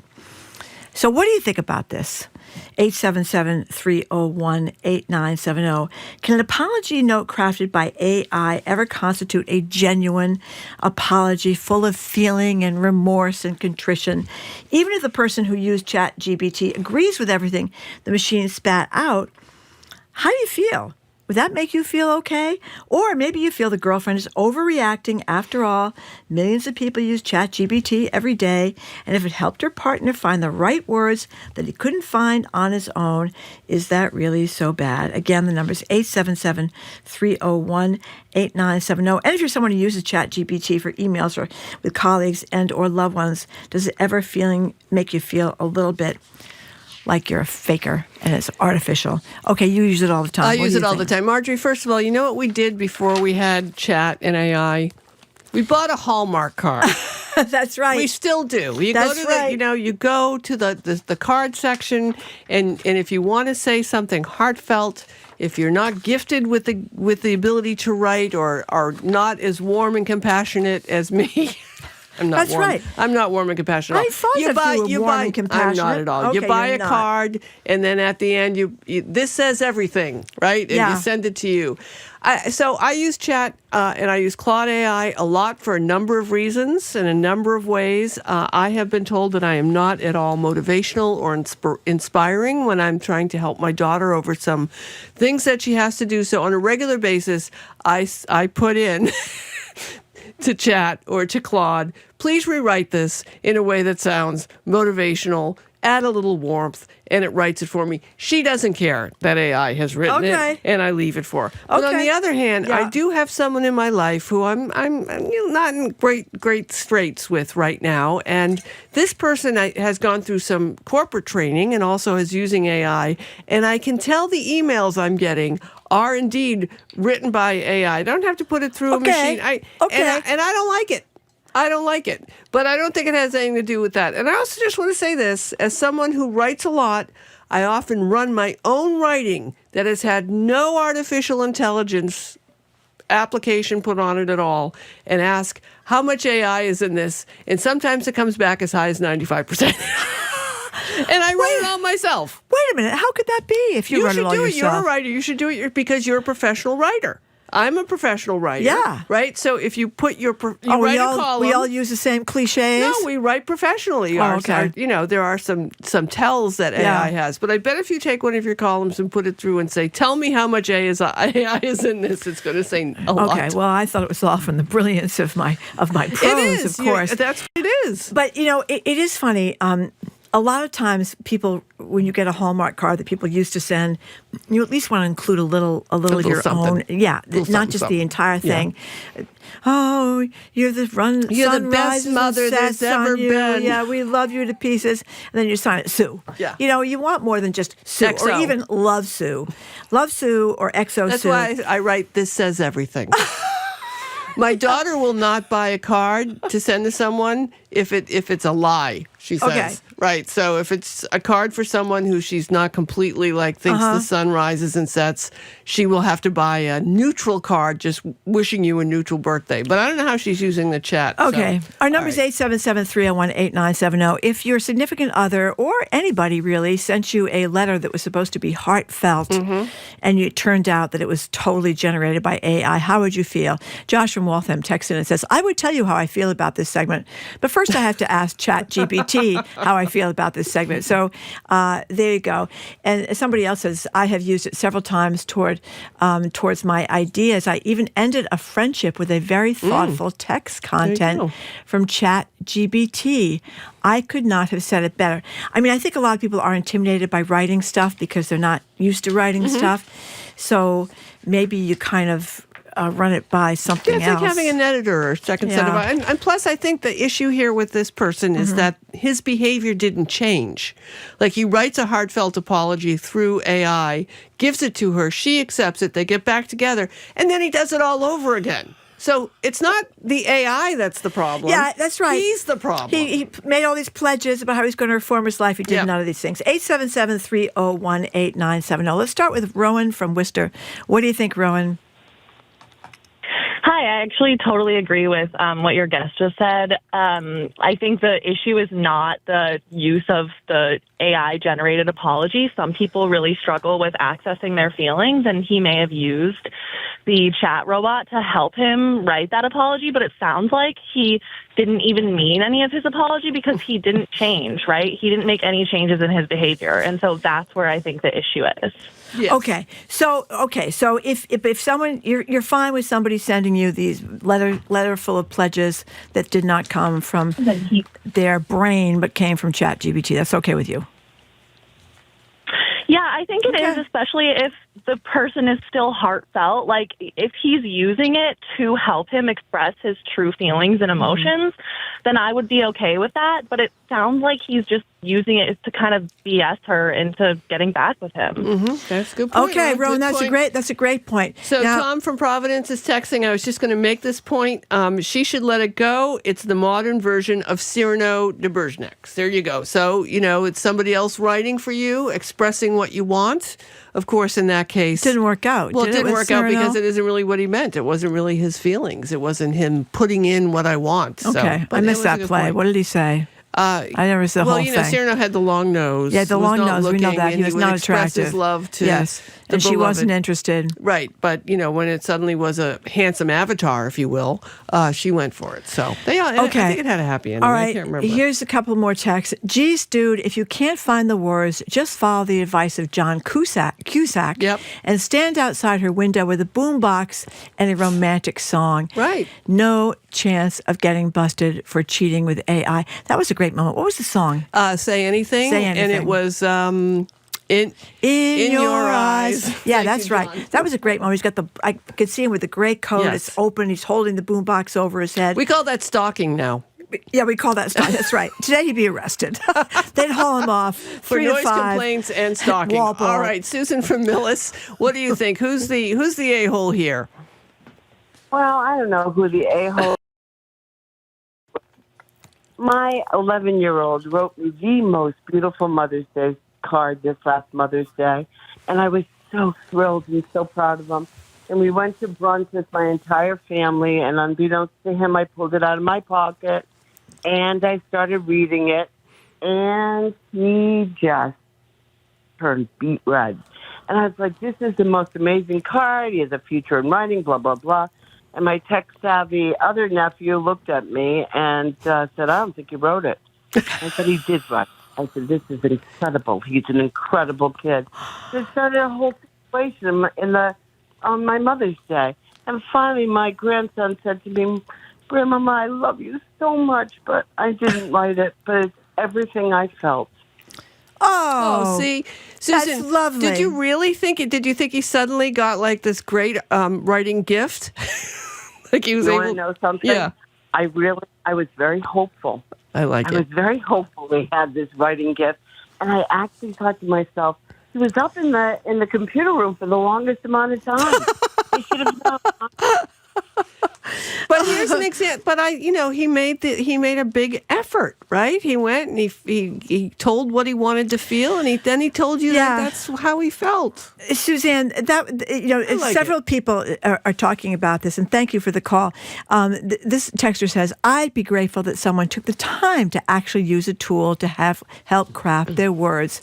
But I am a high school teacher, and nobody writes anything anymore. Yeah.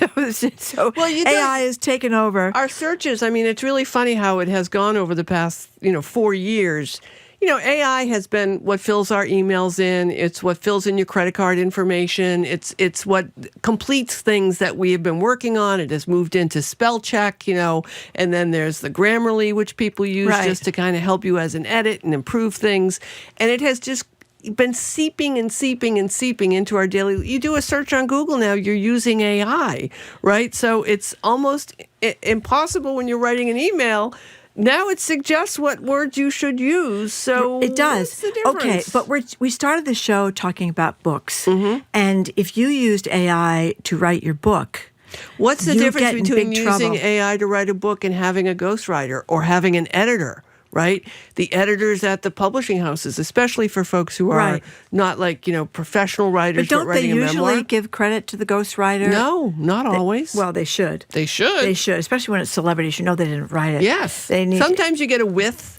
At the bottom, with Marjorie Egan, Sue O'Connell, with Marjorie or Egan. Or they give some credit to the editor. People say that Maxwell Perkins, I'm dating myself, this was like 100 years ago, but Maxwell Perkins was the guy that really created Faulkner and Thomas Wolfe and, F. Scott Fitzgerald, and he was a brilliant editor at was it Random House or Simon & Schuster? I don't remember. Yep. Anyway. All right, Anonymous Texter says they are both a-holes. The woman should ease up, and the guy is lazy. Break up. Give her my number. That's a good one. And this might be Jim. He would have been better off to give her a bottle of steak sauce.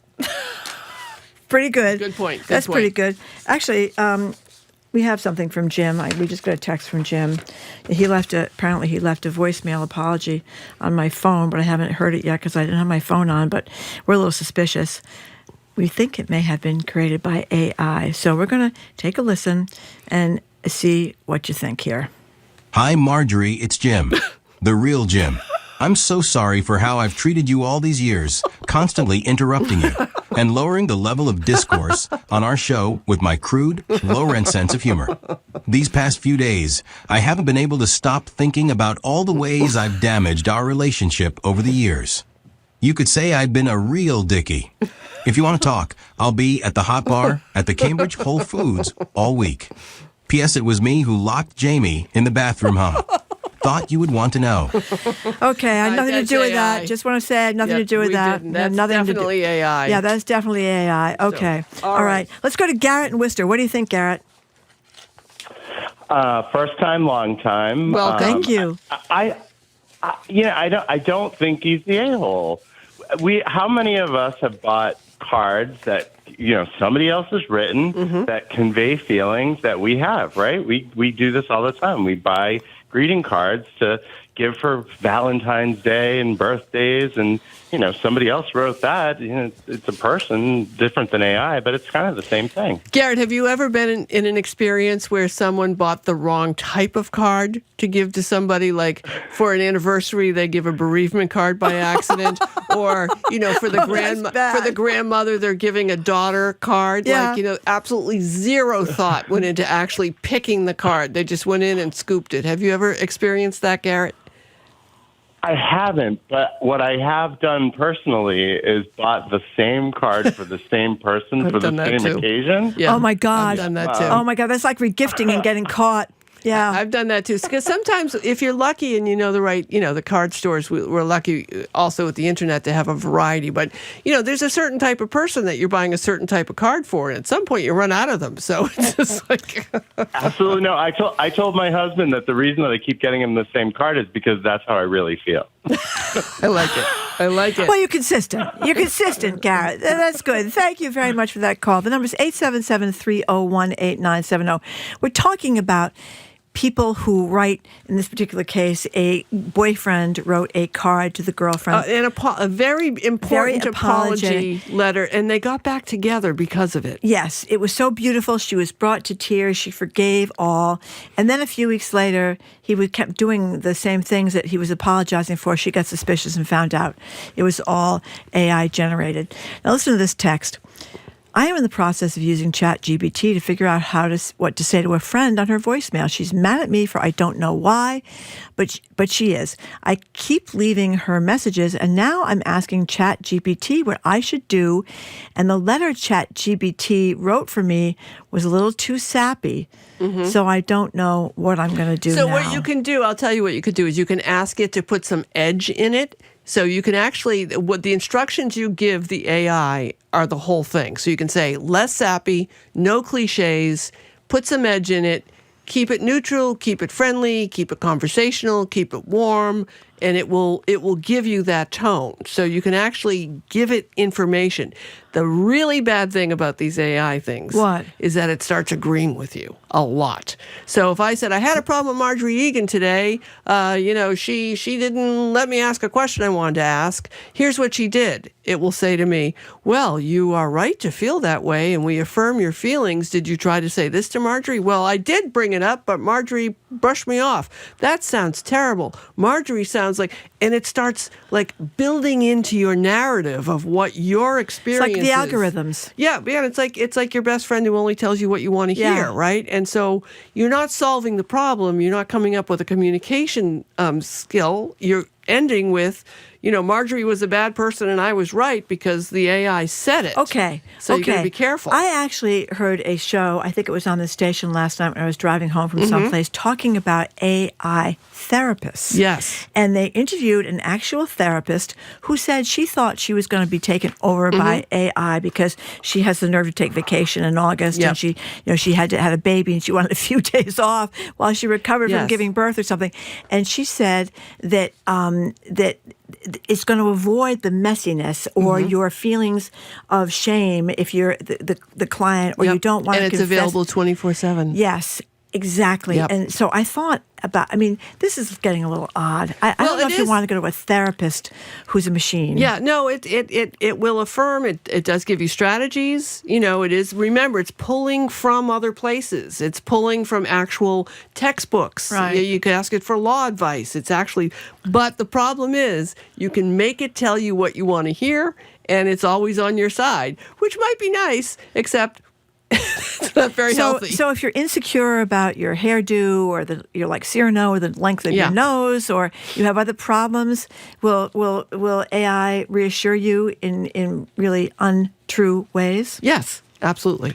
It will affirm your feelings and then move on. All right, so Matt from Narragansett, he comes to a good point here, too, about our who's the a-hole section here. The guy didn't even read what the chat said and wrote about him so he could enjoy his new AI girlfriend from here on out. So if he had actually read what was written for him, he might have said, no, I'm not going to commit to changing, or he could have at least tried to change a little bit. I like that. He can get his new AI girlfriend. A lot of people have AI girlfriends and here's AI a good one, boyfriends. too. It's even worse. We're going to get into that another time. Politicians have speechwriters, and we always act like it's the politicians' words. How is this any different? As we know, Marjorie, sometimes elected officials write those editorials editorials and guest opinions, and we know their staff is writing them for them, but we just pretend that that's the person who wrote it. But you presume that the person, the politician, is at least looking at these things. I mean, I don't know if everybody does it, but they're at least looking at these things to make sure that what they're saying is kind of in the wheelhouse of what they're talking about. And what we are talking about in our weekly Who is the A-hole segment here is who is the a-hole in this particular situation where the boyfriend is misbehaving, writes this long, very apologetic, very beautiful, full of thoughtfulness, full of feeling, full of, regret for how he behaved, gives it to his girlfriend. His girlfriend is so impressed by what she thought was the sincerity and the warmth and the conviction and the promises made in this letter. She takes him back. And then the guy keeps doing the exact same thing. He apologized for so beautifully. Who is the a-hole here? The girlfriend who's upset by this, and I think she dumped him after the. Yeah, well, I would too if he didn't change. That's right. And it was shortly after she discovered it was all AI and not real.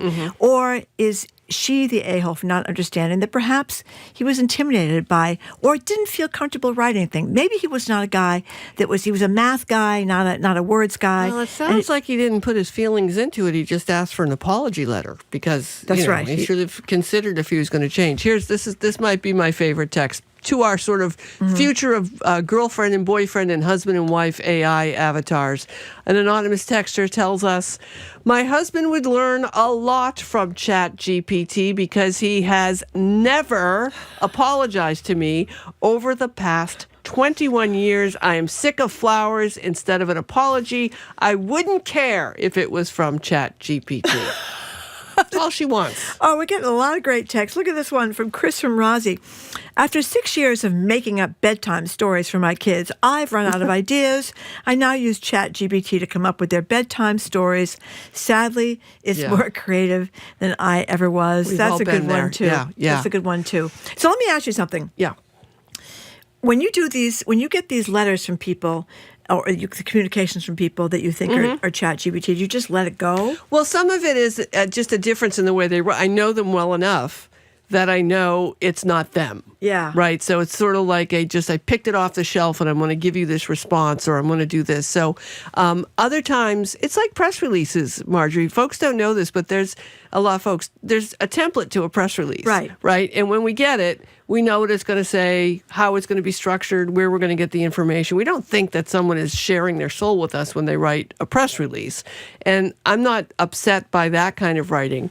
And I don't mind sometimes it being organized. Sometimes I use chat to help me organize an email or a message. Like, this is the part I really want to communicate. Here's what it is. I don't have it like wholesale change my writing, though. I don't ask it to write it for me. I think that's also the problem our AI user had, is that it sounds like he asked chat just to write it for him. Yeah, and you did not mention that. Okay, 877-301-8970 is our number. This is our weekly segment, Am I the A-hole? We're asking you, who is the A-hole in this particular situation? And I mentioned before that we started this whole show today talking about books. And I think that's the big place where you wonder what this is going to mean for. Is anybody going to write a book anymore? Or is it just going to be, I mean, you mentioned the ghostwriter thing before, but still, that is a human being. Right. Is it just going to be, okay, this is my idea for writing a book. I want to write about my brilliant career or my building of my own house, or my this sensational cross-country trip I took. So you just feed the information, all the pictures, all the details into ChatGPT, and suddenly you have a book, and that's okay? Or do you have to declare, this is by Sue O'Connell and Claude? We'll see. All right, one last text. There was a time when I purchased 3 cards: birthday, wedding, sympathy. I brought the wedding card to the ceremony with me. A few days later, I was signing the sympathy card, and I noticed that was the wedding card. I guess it worked out because the marriage didn't last. All right. Thank you. Okay. Right, great text. I don't know if you heard this what we were talking about. I did, yeah. Okay. So what do you think? If you were to get a letter, supposedly a personal letter from a loved one, and you were in this wonderful relationship, you thought, but then the person started misbehaving. So they sent you a letter to apologize, and it was not from them. How would you feel? I just changed my mind in the very last second because I thought, well, it doesn't matter if it's good or not. What matters is the intent, but the intent could also be that you wanted to craft a really good apology and a really good letter. So that last text I sent you, how'd you feel about it? Did you not write it? Because now I'm really upset. Was all that prose. Yeah, wasn't it warm? How beautiful I am and all of those things. Did it not sound like me when you think about it? How I said nice things about you and how warm I was and encouraging? You should have known.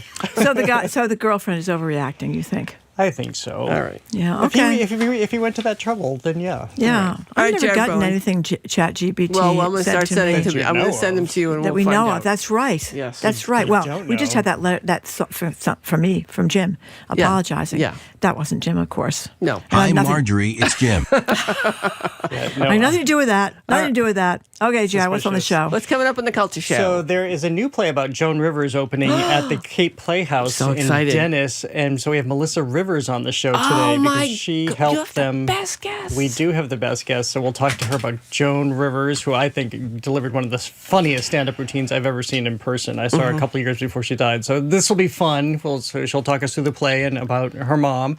And then Uli Lorimer is here as we're headed, I hate to say it, but we are headed into fall. So what does that mean about end of summer and early fall plantings? He will guide us through all of that, especially in a summer that was so hot and dry. And then Julia Swanson of the Art Walk Project is here to talk us through public art in Charlestown this time. Oh. Right near the USS Constitution. So history and art living side by side. The Art Walk is where? The Art Walk Project is her initiative where she goes to different neighborhoods all around Massachusetts at this point. Started locally around Greater Boston, and she charts out all the public art in the area. And I have to say, I've been walking around and I think, oh, that's right. This is where Julia said that this is. This little statue that's embedded into an exterior of a building. It's great. Great. All right, Jared Bowen, thanks for coming in. Marjorie, thank you for everything that you do for all of us. ChatGPT just wrote that. Yeah, ChatGPT, that's right. Anything. Everything I do. Thanks to everyone for listening to another edition of BPR. Of course, 24/7, the podcast, and you can check out our TikTok page at Boston Public Radio. Tomorrow, I am hosting with Julia Kayam at the BPL. Marjorie's going to have the day off. We're going to talk with GBH's Adam Riley and Philip Martin for our media analysis segment, Press Play. Jill McCracken and Naomi Westwater for Live Music Friday, and GBH's Callie Crossley and animal expert Cy Montgomery. Our crew is Zoe Matthews, Aidan Conley, Nicole Garcia, and Hannah Loss, and our engineer is John the Claw Parker, and Maddie Geyer ran our YouTube stream. Executive producer Jamie Bologna. So stay tuned. Hey, I just want to say, we just got a text with somebody saying the problem with this is that the boyfriend's letter was committing an act of deception. How about that? Well, yes. I think that's it. I think that sums it up. I think that sums it up. He clearly is the a-hole here, despite what Jared Bowen said. We have determined it. We have determined it. That's right. Jared Bowen's up next with the Culture Show. Immediately after us on 89.7. I'm Sue O'Connell. I'm Marjorie Egan. Thanks so much, Sue, for being here this week. I can't wait to hear you and Juliet tomorrow. Just remember, we've co-hosted now, so the next time we do it, you'll remember that we did it. Who's that woman? You know, I've known you like for 30 years. Enjoy your time off, Marjorie. We'll be back tomorrow. Thank you very much. Take care.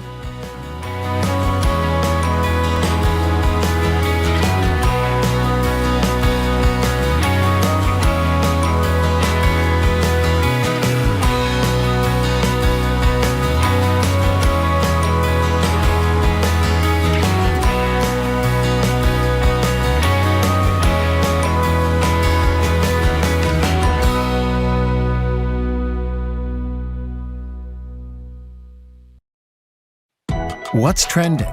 What's interesting? What's going on around town? We're talking all things arts and culture on The Culture Show, next on GBH 89.7. Funding for our programs comes from you. And Mass General Brigham. Their leading heart and vascular specialists are committed to providing breakthrough care to patients with cutting-edge research and innovative treatments. Learn more at massgeneralbrigham.org/heart. Cheer on the pride, sportsmanship, and camaraderie in the 2025 Challenger Division of the Little League World Series, featuring Woburn, Massachusetts, Saturday morning at 10:30 on GBH2. You're listening